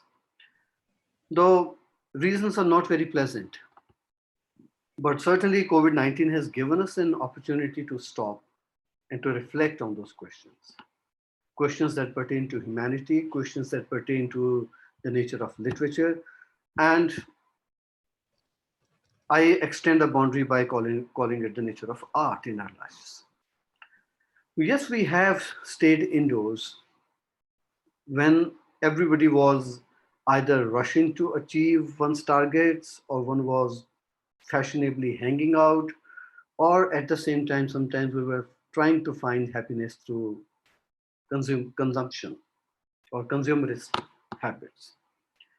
It can't be said with confidence that how much new habits that we have acquired or acquiring during the COVID-19 will sustain after the threat is over. But the fear generated by pandemic has changed our perspective. And one question that we all who are engaged with literary studies or cultural studies, we need to engage with the fundamental question of what is the nature of art, what is the scope of art, what is art, especially in our times, the kind of art we have been exposed to in last 50 years. And another question which is linked with it, that what is the language of art, and how should we understand the basic language of art? One trend which can be seen emerging in the times of COVID-19 is the use of technology to bring people together, and this webinar is an example of that. There are online music concerts, there are talks, and there are poetry meets, and so many other activities. If I give you a brief summary, what I have noticed, there are at least more than 20 different societies which are organizing music concerts these days on Facebook, on Zoom, or on some other online platforms. And then there are some online mushairas, online meetings of poets who they are reciting their poetry, and people are trying to stay in touch with life. People are trying to stay in touch with things which they have been doing in the times of COVID-19. I'm not including in this category all those self-promotional videos that people are putting up these days on social media. The question is, why are so many people organizing these live concerts? And why do they all refer to coronavirus whenever they begin their concert? Be it music, be it poetry. The question is, what will happen to people and what will happen to these concerts once the coronavirus threat is over? Does it mean that poetry would stand useless for us, or music would become useless for us, or it will continue to perform the same function? Another aspect is, was poetry, music, literature, art, weren't they not relevant when coronavirus threat wasn't there? Or have they been rediscovered? We need to engage with all these questions. I think Dr. Vipin Singh was voicing the fear which coronavirus has given to most of us, and that is a fear of death. I think for more than 3 or 4 times, Dr. Vipin talked about that the fear of death is looming large. My question is that when this fear of death wasn't there, this fear of death was always there with us. Whether we were traveling by air or whether we were going to crowded places, we should remember one thing: as long as we are alive, we are in this mortal frame, death is always there. It is an inevitable truth. But yes, moments like COVID-19, moments like any other epidemic or pandemic or a tragedy in our families, they bring the fear of death back to our minds. But then we tend to forget it. And this forgetfulness in human nature, the moment times are normal, we think that we are living a normal life. This tendency of amnesia in us, it changes our attitude towards life. It also changes our attitude towards literature. And that is why I'm going back to a couple of fundamental questions of what is art and what is its role in human life. One important question which we can, I think, engage with in our present time is that, is literature only for escape from maybe the trauma caused to us by COVID-19? Or is art only a source of entertainment? How do we define art? How do we look at it? Is it mere sensation? Anything which pleases to our eyes, which is pleasant to our ears, or art is something else? Does the present situation alter its nature, function, its scope? Does the art continue to be what art has always been? All these questions resonate in my mind when I engage with the fundamental question of what is art, what is its nature, what is its scope, which we largely understand within the frame of theory of aesthetics. Well, the term aesthetics was for the first time used by Alexander Baumgarten in the 18th century, which meant science of sensation and imagined. Before that, the term aesthetics was not used. But the debates around nature and function of art dates back to Plato. Plato's ideas constitute the basis to understand if art holds any relevance in human life. So if we go back to Plato's ideas, is dismissing poets from the Republic, dismissing poetry as thrice removed from reality, he is building his discourse based on certain biases and for certain other reasons. Plato was dismissive of poets, especially when he said that if poets write when they are inspired, it means poets are not in their senses when they write. And Aristotle, while answering Plato, he defends poetry, he defends drama, he defends art. And Aristotle also defended the presence of emotions in art. Rather, Aristotle found that the presence of emotions in art makes art more valuable, important, and that's the truth which we can find in poetry and drama. So to Aristotle, poetry was not merely a figment of imagination or any work created by a poet who was not in his senses. Aristotle had shown acceptance of emotions in poetry, which Plato had rejected. Along with the theory of catharsis, Aristotle also gave us formalistic understanding of drama. In a way, we can find all those fundamental issues about nature of art in the famous Plato-Aristotle debate. Now, from medieval times through the days of Enlightenment to our present times, art has been defined and redefined in different ways. And similarly, different functions of art have been put forward and different definitions of art has been given to us. Well, in medieval times, the beauty of art was important medium to, in a convey the beauty of God.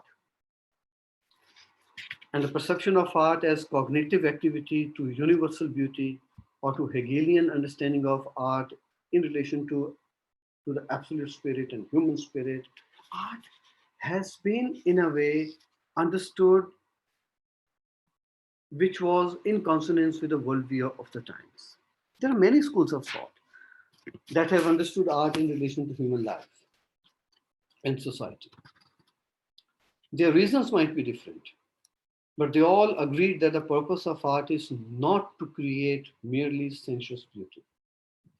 Creation of art for its own sake or art for art's sake, which is often referred to sometimes Kantian phrase purposiveness without purpose, that is one school of thought, but there are other schools as well.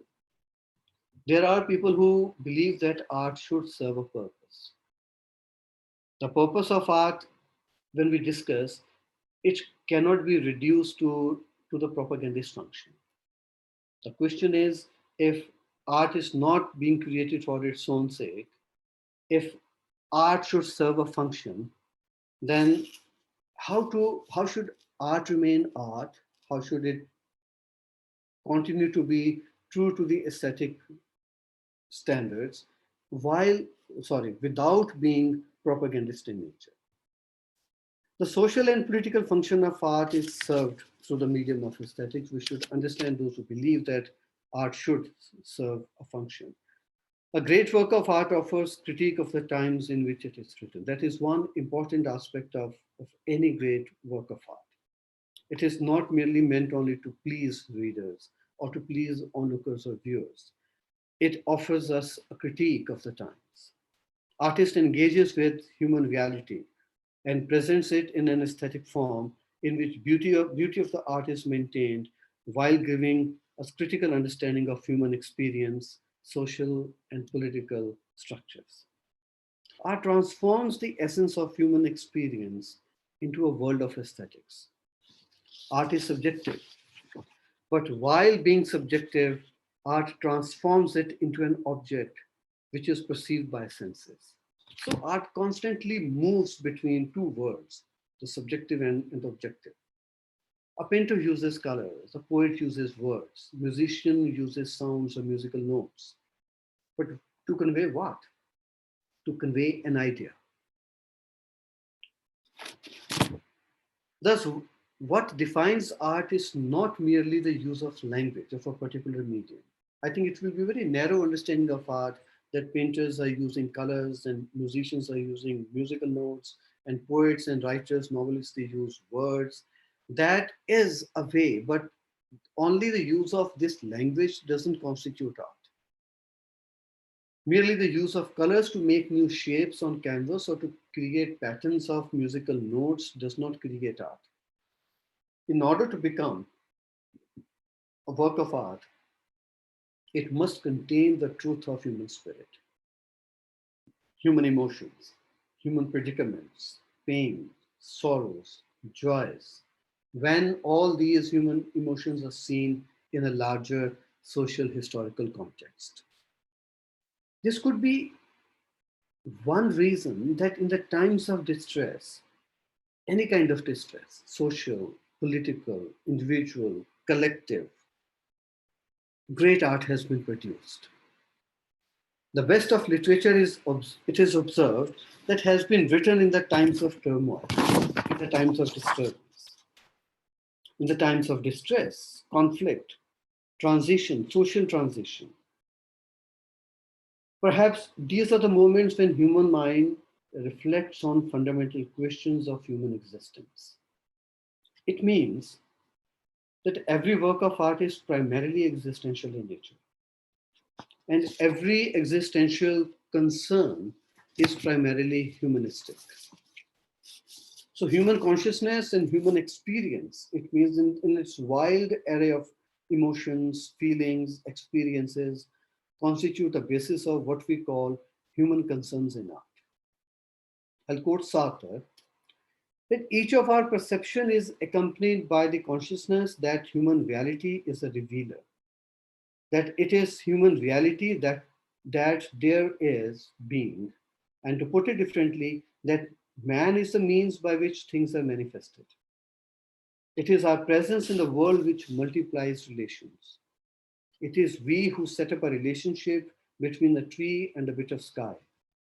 Thanks to us, the stars which have the star which has been dead for millennia, that quarter moon, that dark river are disclosed in the unity of a landscape. Sartre is putting a lot of importance on human consciousness in his writings on aesthetics, in his famous work on what is literature, that it is ultimately human consciousness that perceives and makes sense of the world, and in a way, we can say we also make meaning out of the world. It means meaning is not, it's not a pre-existing entity given to us, the kind of worldview which religion has given to us earlier. And if you go to any religious discourse, then there is a larger scheme, and that scheme is perhaps designed by God. And our job is to understand the truth given to us by religion. What is the role of human consciousness there? Just to accept or to understand what is written there in the discourses of religion. But when I understand Sartre and his views on literature, then it is human consciousness that plays a very important role. It means the meaning to the world is to be given by us. Meaning to what is happening around us is to be given by us. And if we respond to things which happen around us in a particular way, then perhaps we share that meaning with our readers, with our viewers, with our maybe whosoever we share our writings with. Artist does the same. Artist shares his or her understanding with his readers or with his viewers. I'll broadly call them all viewers. So it's a dialogue between the artist and the reader through the art. This statement by Sartre should not be read as a typical of a Western man who's trying to dominate over nature when he says that human consciousness gives meaning to a small bit of river here, a small bit of hill and a moon up in the sky, and human consciousness when perceived together in one frame, we call it landscape. It does not mean that these things do not exist independently. They do exist of their own. But the important part is that human consciousness, our perspective, our way of looking, puts all these things in a frame, the way we have a frame in cinema or the way we have frame in canvas. That composition means the way I perceive it, the way I understand it. And art becomes a medium to share that understanding. All art is an expression of human reality in its immediate form. It is human feeling that gives consciousness that we belong to the world. That is the main attempt of art in every age, in every time, that we belong to this world and we should get connected to the world. This basis of empathy that an artist expresses in a work. When I am enchanted with a landscape, I quote Sartre again, when I am enchanted with the landscape, I know very well that it is not I who create it. But I also know that without me, the relations which are established before my eyes among the trees, the foliage, the earth, and the grass would not exist at all. So a lot of emphasis is on human consciousness, the way we perceive, the way we understand. It means relationship between human beings and the world around is important. And that relationship is maintained by art in all times. Sartre believes that he may not be the creator, but the consciousness as an onlooker is important in giving meaning to the landscape. That is where I think Sartre is predating Roland Barthes. Readers' response to the work of art is an important point, and that is where the subjectivity of the reader meets the objective art, and through the objective art, there is a connection established with the subjectivity of the artist. That is a point where aesthetic imaginary and reader's consciousness meet. Yes, I am aware that the aesthetic imaginary also lies the author's or creator's consciousness, and this is a dialogue.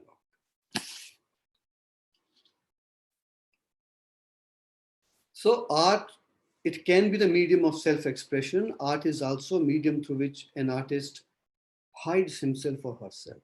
Now, this is very a subtle play that every artist expresses himself through his medium, but then every artist negates himself to some extent. Some artists negate themselves to a very large extent, some artists negate themselves to a smaller extent, but they all create a work of art which exists in the realm of aesthetics.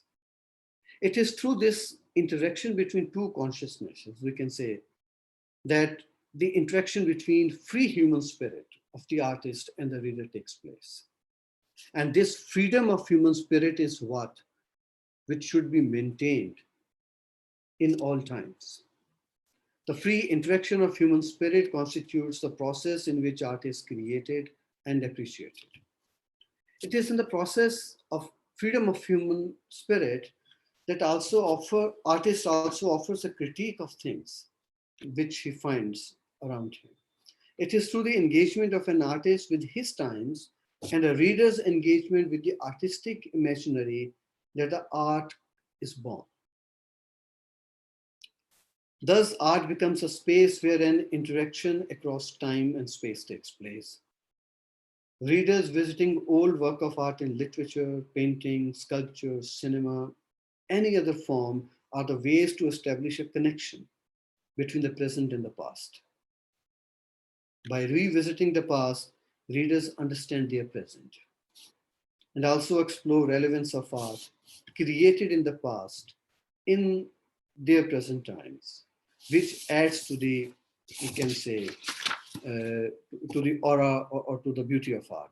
And it's interesting that when we are talking about the relationship between past and present in the times of COVID-19, so then we can go back to Daniel Defoe, who also wrote on a journal of plague. We can also go back to Camus, who also wrote something on the plague. Then there is a work by Stephen King. Then there are many films which have been made on epidemics and pandemics. For example, there is a film called Black Death by Christopher Smith. Everybody must have seen these days, Contagion by Stephen Soderbergh, and very latest film which is based on Nipah outbreak called Virus. Why do we go back to Shakespeare? Why do we go back to old classics? Why do we go back to sometimes Greek works? Why do we go back to works written in the last century in order to understand our present? I think that is where we must realize that literature or art, any good work of art, has always been engaging with human reality, with human existence, and the challenges which are given to human life in different times. So it is through this engagement we can say that of an artist of his times and readers' engagement with the artistic imaginary that complete art is born. By revisiting the past, reader tries to understand the present and also explore the relevance of art created in the past and his present times. It means the aesthetic beauty of art does not lie only in its sensory beauty or in its sensory aspect. By making a beautiful composition on canvas of colors, maybe very fascinating patterns, nice combinations, or by using certain words which are good to hear, they may make very musical or sonic patterns on a page. Art is not born. That cannot be the basis of art. In the free play of imagination, artists sometimes give us a different perspective of the known things. I'm reminded of Keats' To Autumn. Autumn has always been understood, especially in English literature, as a season of decay. It is Keats who gave us a different perspective that autumn can have its own music too. So sometimes poets also help us to see the extraordinary in the ordinary. So it's not necessary for a great art to tell stories of great men.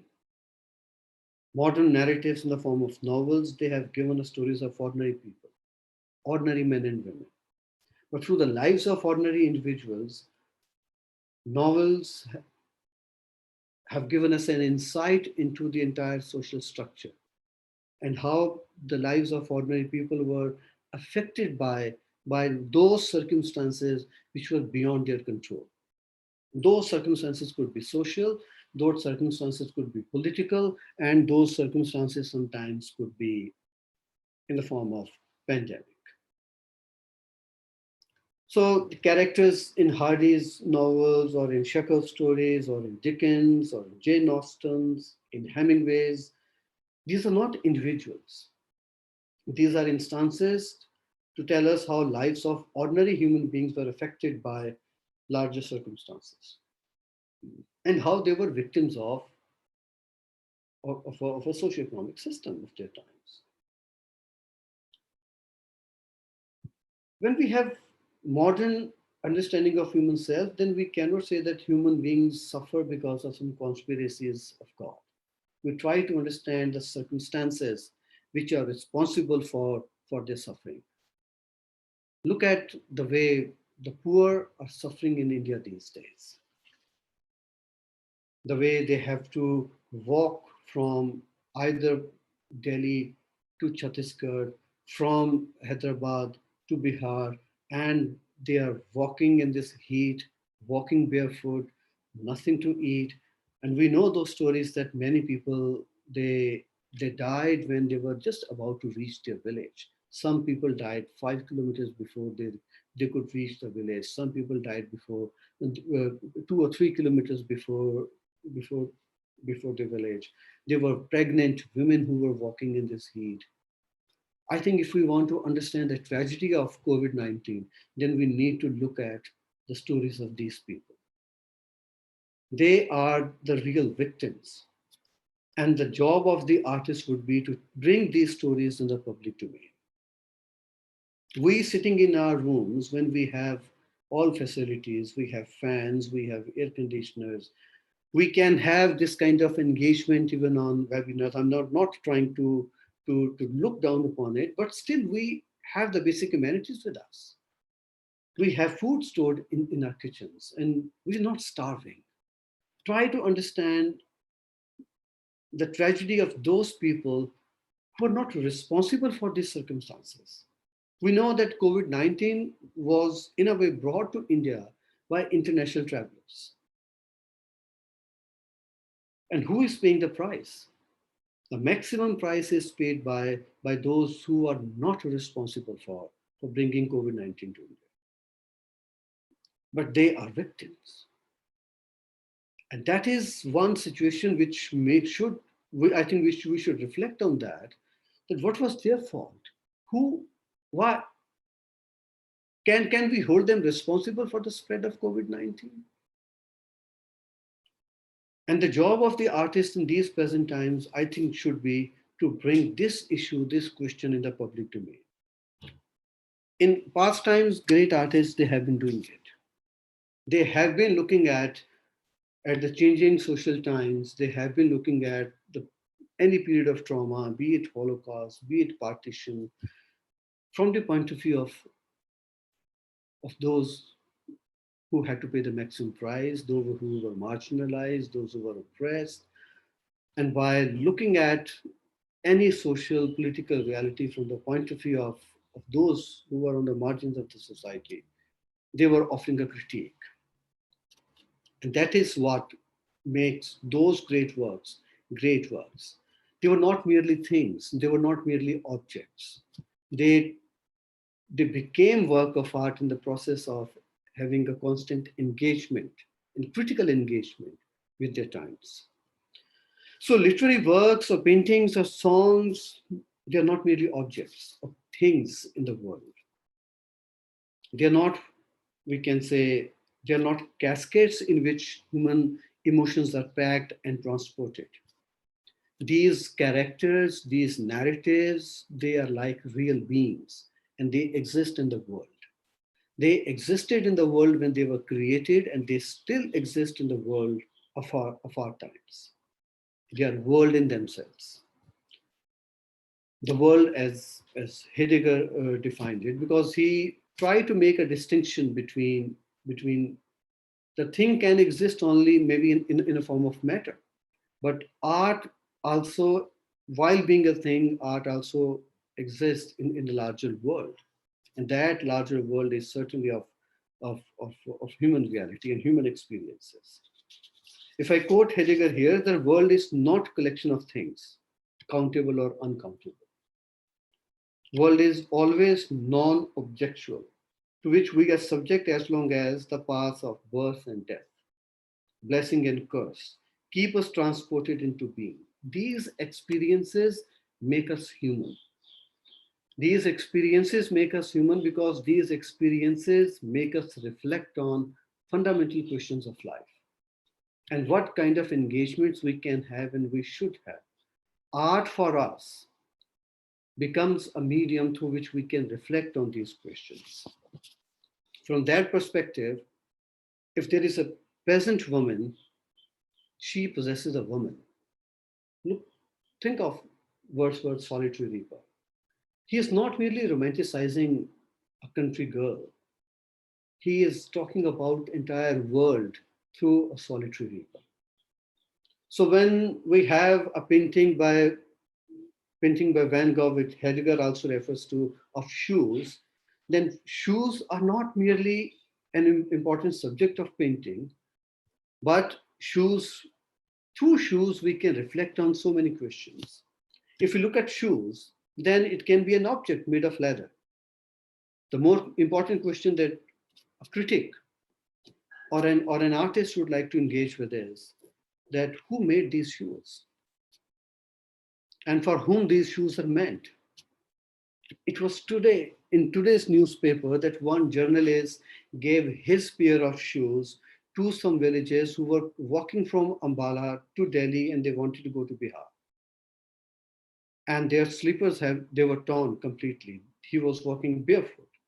A journalist gave him his shoes. Shoes become, in this case, one important medium to connect with fellow human beings. If we look at the painting of shoes by Van Gogh only as a picture of boot, and I try to master the skills, where to use the right tone, where to use the right form, where to use the right shape, then my understanding of art is completely formalistic. But if I try to go beyond the shoes, that who will wear it, whether this shoe is available to the person who actually needs it or not, then automatically I'm engaging with the questions of the world. That is one function, I think, which art can serve and should serve, not only in the times of COVID-19, but in all times. And that is one aspect in art which we call truth. Truth in art is certainly not the historical truth or scientific truth. Truth in art is the truth of human experiences, human emotions. And that can be expressed only when human spirit can express itself freely. So these are some fundamental questions which Hegel engaged with, which Aristotle also talked about, which Romantics also believed in, and later on other critics as well, that why it is important to maintain or preserve the freedom of human spirit. And certainly Hegel, when he was trying to understand the relationship between truth and art, he believed that art is one of the primitive ways, oldest ways to tell truth. Religion and philosophy, they came later. If philosophy gives us the speculative truth, then art gives us truth through aesthetics. But if art is reduced only to entertainment or only to find an escape in the times of distress, then we, I think, will be missing a very important component of art. There have been many novels written on Black Death, on plague, on pandemics.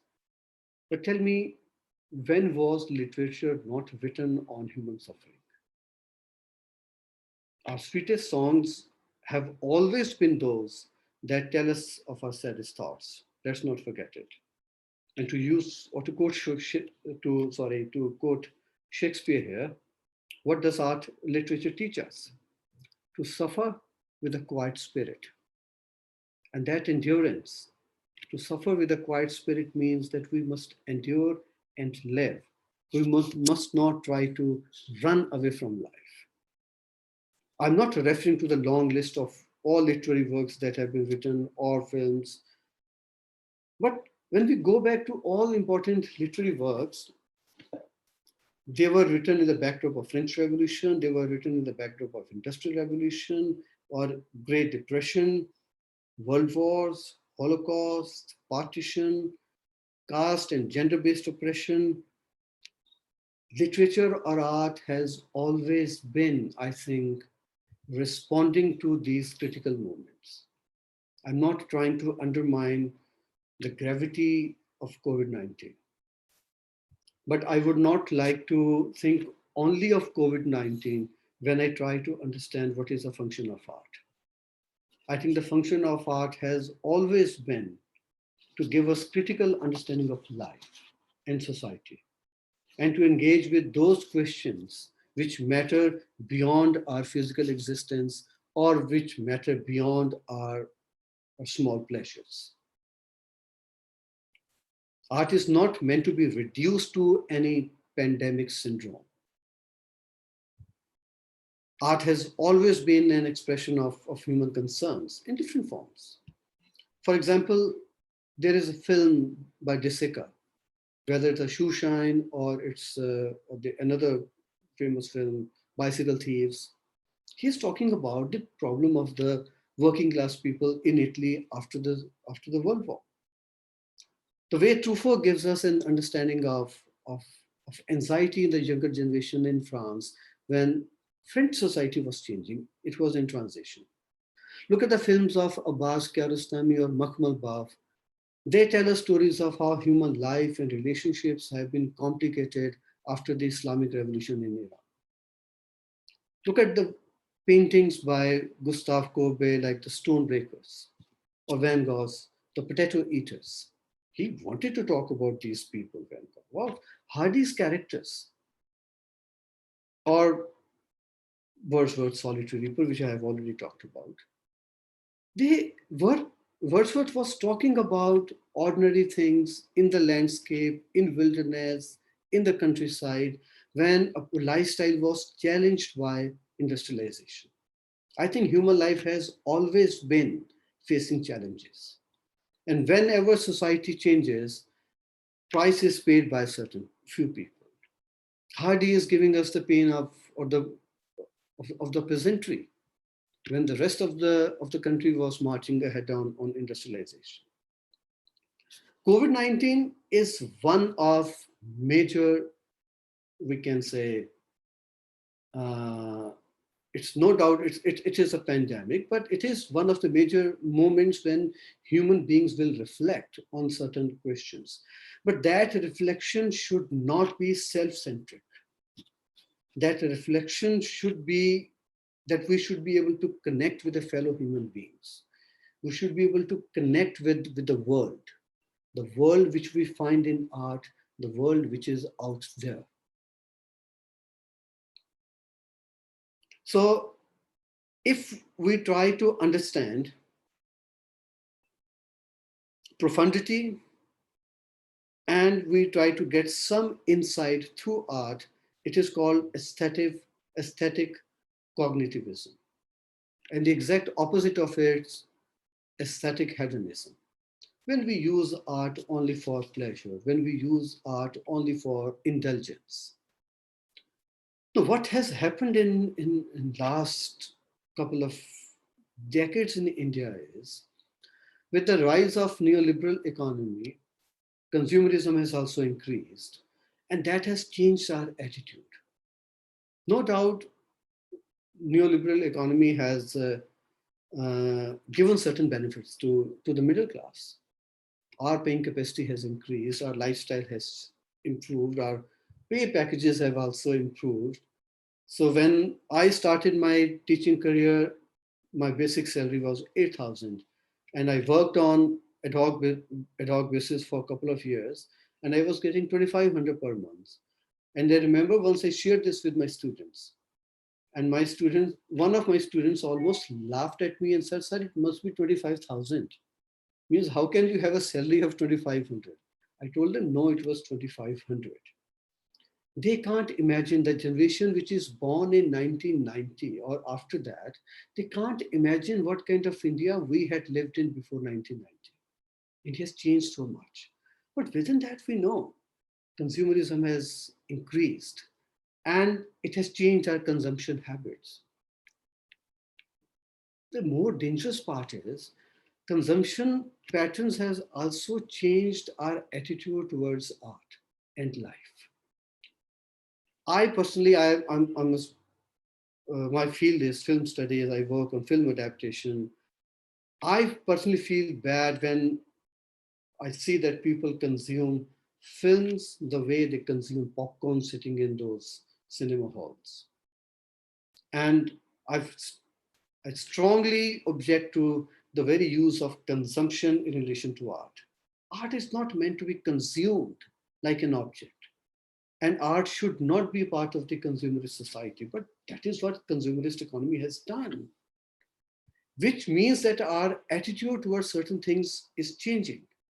So with the rise of corporate economy and the kind of state bureaucracy will decide who will get a grant for the promotion of art and who will not get a grant for the promotion of art. So free nature of art is being compromised. Consumerist art can promote very conveniently, it can promote the celebrity cult. It can also contribute, it can also shape the consumerist patterns. In that, in that kind of scenario, we know when we have popular cinema as well, what kind of function it plays in the society. We no longer have those films. There are very few, but the kind of films we used to have earlier in the decade of 1950s, or when we used to have films like Garam Hawa, when we used to have filmmakers like Shyam Benegal was so active, when Minal Sen was so active, Bodhadev Dasgupta was so active. The question is whether we don't have that kind of audience or people's attitude towards not only cinema, but art has generally changed. Purely sensory aesthetic of consumerist art and market-driven popular art. Popular culture, we need to understand, popular art cannot be understood as a homogeneous term. There can be a popular art of different nature in which the culture of the subcultures of society are expressed, and there can be a popular art of which is controlled by or driven by market forces. They are subservient to the needs of market. If consumerist art is in the public sphere, it exists in the market-controlled public sphere, not the public sphere where poets would sit and share their poetry, or storytellers would be telling stories to each other. Then the nature of art changes. Commodification of art in the age of consumerism reminds me of one important debate in the history of aesthetics, which Hegel termed as the end of art.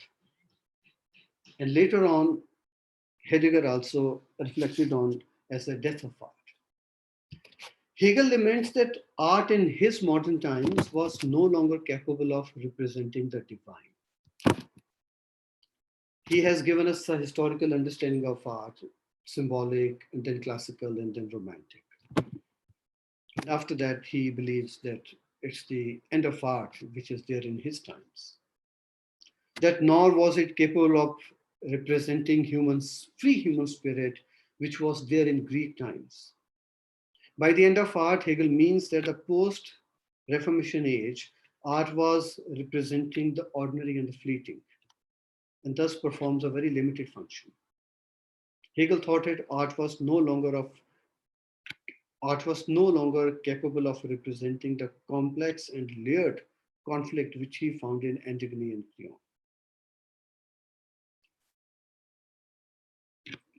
Keats' ode talks about beauty is truth and truth beauty.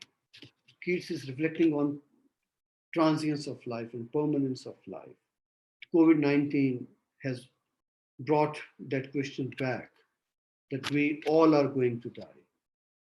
We we were always going to die. Let's remember one thing. But yes, this is one situation which scares us. And this scares us because there are certain things which are beyond our control. We were living very comfortably in our houses, believing that modern technology, modern science will perhaps help us conquer nature. No, it will never. Life continues to be what it always was. And we need to reflect on that aspect of nature. So if consumerist society is giving us reified things, if art is understood only in terms of bright sensory experiences, then the relationship between art and truth, art and philosophy is snapped. This does not show that truth happens to people. This kind of art will not represent the strife between humans and the world. But more serious blow to art is given in this consumerist age society of neoliberal capitalism, which reduces art or the aesthetic beauty or the concept of beauty to the level of mere sensation, and art another product which is meant to be consumed. The universality of artistic beauty is certainly not a matter of sensory beauty. It goes beyond that. Beauty in painting, beauty in music, beauty in narratives or poetry, they are about the stories of the world. So different mediums of art which express truth and beauty, different mediums may seemingly have different language. And that is where I'm trying to understand what is the basic language of, or the fundamental language of art. And a painter may be using colors, a poet may be using words, a musician may be using musical notes. But can I say that if I use randomly some colors and strokes or brushes on a canvas, can I call it art? Or if I simply arrange words in a musical manner, can I call it poetry? What makes art art? And that is where we find, I think, the presence of the world in these things, the expression of human spirit, the expression of human truth. What distinguishes an ordinary construction of these signs from art. Appreciation of art begins with this understanding of the outer form. We need to understand the language of poetry. We need to understand language of cinema. We should understand the language of paintings. But our understanding of art should not end with the understanding of formalistic aspects only. It is an outer manifestation. The real language of art lies in the womb of life, of strife, of struggle, of distress. It is in the eternal conflict between man and nature, between human consciousness and the world, and certain challenges thrown to us by changing times that the best of art takes birth. It may not be possible in our contemporary times to search for universal truth. I agree. We are not living in those times where one truth will be the universal truth. But there should be some engagement with truth at some level. The problem is if we do not find any element of truth in art, then what kind of art is there? So, right from Greek classical times, through Renaissance, through different ages, to our modern times, contemporary times, let's understand one thing, that the best of art has always been giving us the stories of human beings in suffering. Those human beings who were challenged, and also those human beings who, in a way, try to overcome those challenges. COVID-19 is one challenge. My only submission is that suppose we come to know tomorrow that the vaccine for COVID-19 has been found and we are not going to die because we people can afford to buy vaccine. Does it mean that we should stop reflecting on fundamental questions of life? Does it mean that our understanding of art should change because a crisis is over? I'll disagree with that. I think our reflection on those fundamental questions of life and art should continue even after COVID-19 crisis is over. And we need to look at those ordinary people who are dying on the railway tracks, who are dying on roads, who are not responsible for this situation, but they are the victims. I think that raises fundamental question that what kind of system we are a part of, what kind of apathy is there in the system. If art can perform any function, if literature can perform any function, or departments of literary studies or cultural studies, which we all are part of, then we need to engage with these fundamental questions. The language of art is not words or paints or colors or notes. The language of art is this human truth. The language of art is this suffering. Our connection with humanity should not be broken, which I personally believe that consumerist society is to a very large extent resulting into. With this idea, I stop, I'll end my presentation. I think our search for the truth should continue. And if we continue our search for the truth, we'll also continue our search for the beauty. And it's that beauty I'm searching or looking for in the work of art, literature, and other forms. Thank you very much. Thank you very much, sir, for explaining the nature and the significance of art in the times of distress.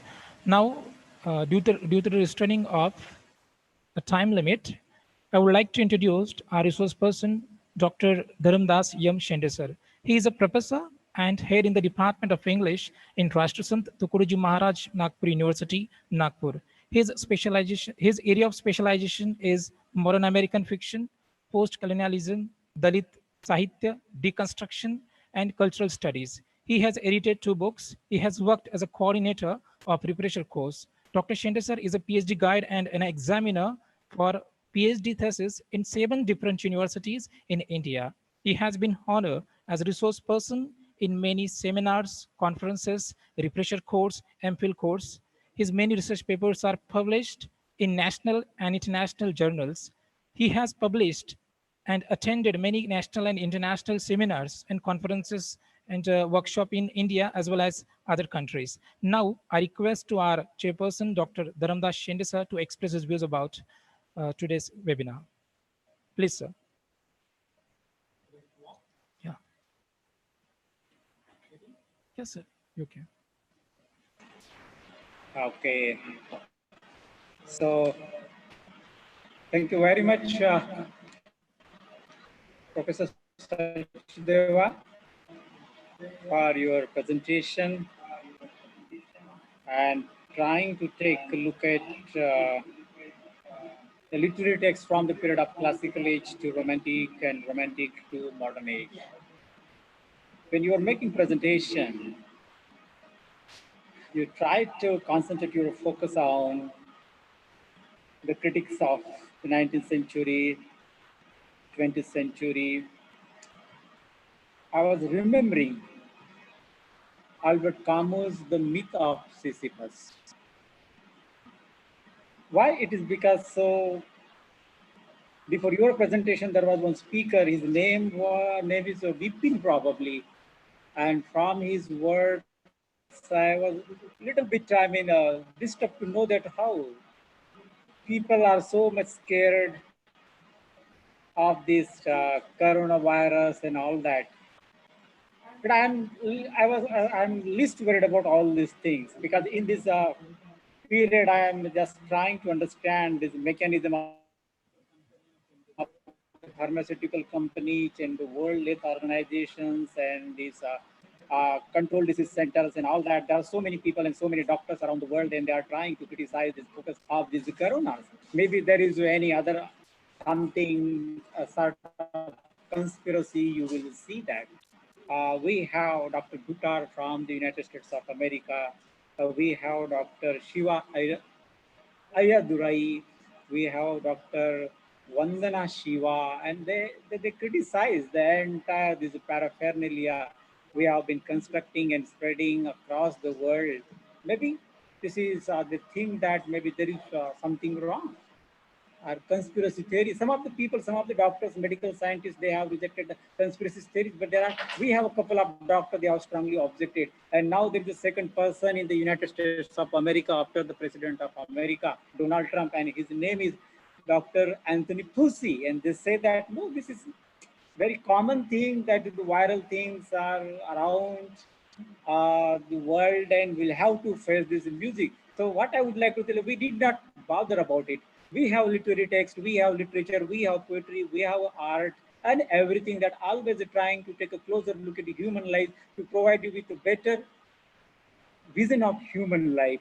So therefore, it is very important to say that your topic is very relevant, to say that it is on the art in the life of a distress. Definitely, art would always help mankind or a human being to survive more happily. What it changed? There are some social critics even in Maharashtra, and they are saying that what it changed after the swine flu, what it changed after the Spanish flu, what it changed after the First World War, what it changed after the Second World War. Nothing is changed, because the basic the thing in a human body, that is the cell, and that cell loves life, that itself protects itself. That is why it is very important to think that we unnecessarily sometimes get very disturbed over this such type of pandemics and the epidemics issues in human life. Life will go on. We will have to believe that the show must go on. What Raj Kapoor used to say in his film, show must go on. So we'll have to believe this, that, and it will go on. This is a temporary phase. And again, the new literature will come up and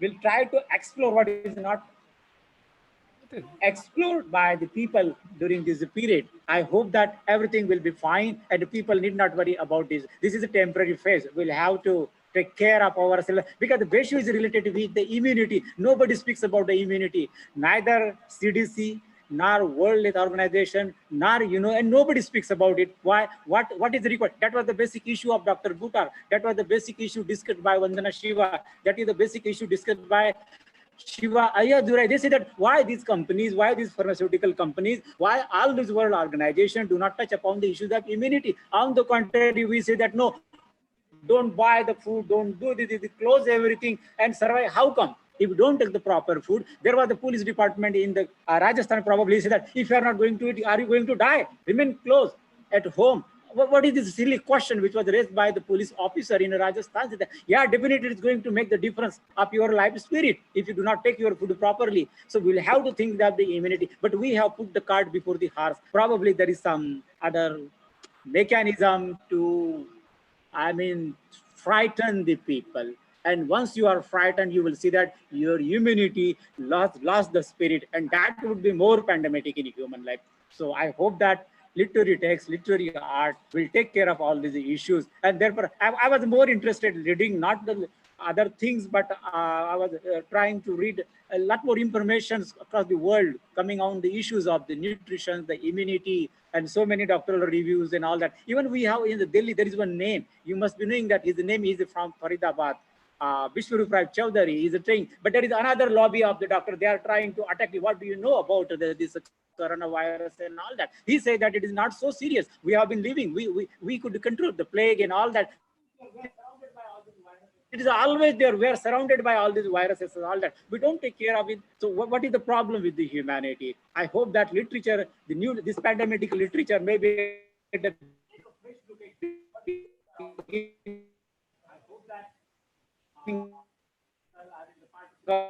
of this 20 years of the 21st century, we'll take a fresh look at what is going around the world. I hope that thank you so much, sir. the participants have I extend enjoyed this session. Thank you very much for your presentation. Thank you very much. Dr. Vivek Sachdeva, sir. Hello. Thank you very much, sir. I extend my heartfelt gratitude towards Dr. Vivek Sachdeva, sir, and Dr. Dharamdas Shinde, sir, for enlightening us with your insightful. Thank you. Thank you very much. And thanks for giving me this opportunity.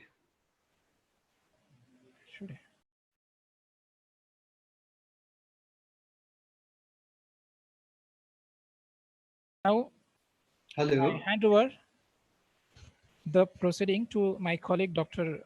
Tapade, sir, for the valedictory function.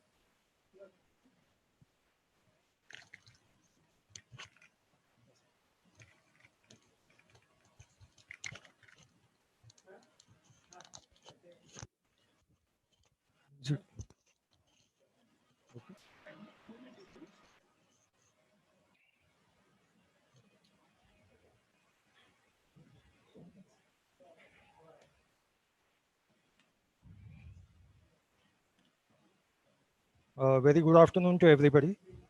I am Harish Tapriya from Department of English, VNGI ASL.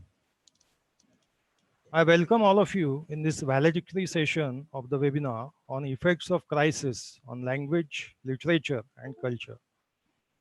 We are happy to have with us Dr. Urmila Dabir Madam, an alumna of our institute, to deliver the valedictory address of this webinar. Dr. Dabir Madam is the principal and head of English department of Rajkumar Keval Ramani Girls College of Arts, Nagpur. She is the chairperson of the Board of Studies of English in Nagpur University. She has been elected to the Principals Forum and the Management Council of Nagpur University. She is a member of the Senate as well. So I now request Dr. Dabir Madam to share her thoughts with us. Over to you, ma'am.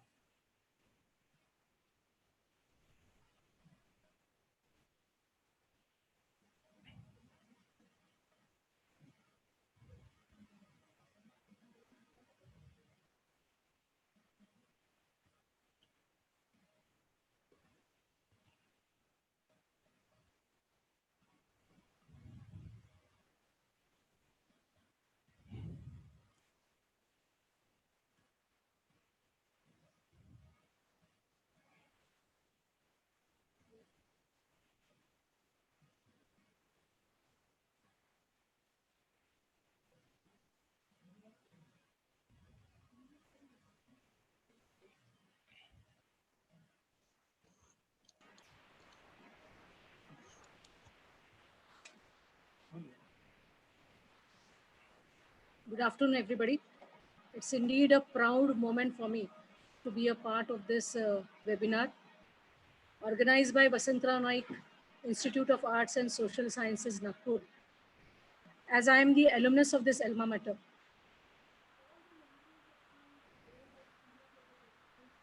all the memory student of this institution makes me nostalgic. I congratulate the Honorable Director, Dr. Maharaj Patil, and the Department of English for taking an apt topic for the webinar in the current scenario amidst the COVID-19 pandemic. The current situation has taught us a lot of lessons to introspect, to respect others, to be compassionate, and new ways of survival in the lockdown period.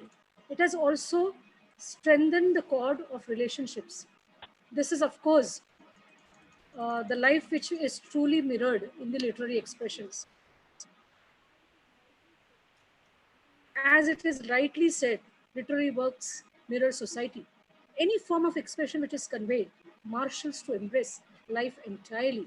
These aspects that govern the human psyche have borne the brunt of COVID-19 and life's purpose. And ultimately, it becomes an important segment of a culture. The period of lockdown has given us a wide range of vocabulary and in day-to-day communication, and it is finding its place in literary articles published too. 50 days before, we had never thought the seminars and conferences would be replaced by webinars. It is a buzzword now. No one needs to be explained what a webinar is. The whole literary scenario is dominated by webinars reaching a larger population. We have come to know eminent resource persons from all parts of the country who have benefited the academic circles, who otherwise would have reached a limited group attending the seminars and conferences. Even the words like lockdown, social distancing, asymptomatic versus symptomatic case cluster, community spread, contact tracing, pandemic, N95 marks, PPE, that is personal protection equipment, quarantine, work from home, self-assessment tool, and above all, coronavirus, which is derived from Latin corona, meaning the crown describing the curious spikes on its surface, and of course, COVID-19, have been used in common usage and understood even by a layman. The literature will find space for these emotions and the usage of this glossary in times to come. Earlier, we were dependent for any reference only on print media. But now, Sources of literature have also changed. Technology has become a part of a culture. During lockdown, marriages were solemnized on Skype. Even the awareness of the usage of technology has increased with the shift from offline to online medium of instruction. Those who were hesitant in the beginning now feel it is far more convenient and useful.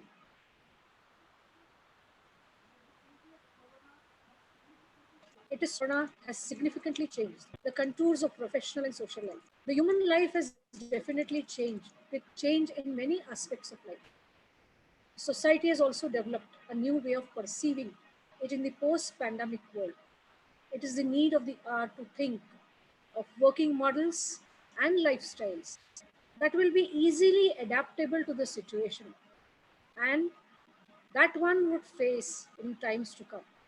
In this context, I think language, literature, and culture form a fulcrum of a society which we and generations to come will witness. Survival of the fittest is considered to be the law of the jungle, but it is applicable to human civilization too. We, because of developed mind, have evolved a system called culture, which is the source of continuation of civilization. It has been challenged time and again by different crises. We have seen that the world of art, which consists of language, literature, and culture, too gets affected. It is only through positive attitude that these factors have undergone advancement to adjust to the situation of the period of crisis. Dr. Prantik has rightly said that traumatic memory should be turned into narrative which will work as a balm for the readers. In other words, writers will be healers who will help people to come out of this crisis. Writers must evolve a language to narrate these traumatic experiences. We look forward for such literatures in times to come. I take this opportunity to wish a safe, secured, and healthy life to you and to your family. Thank you very much.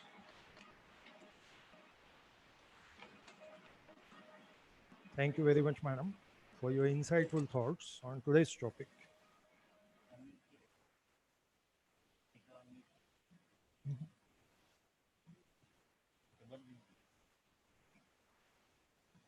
Let me take this opportunity to offer a vote of thanks on behalf of the organizers of this program.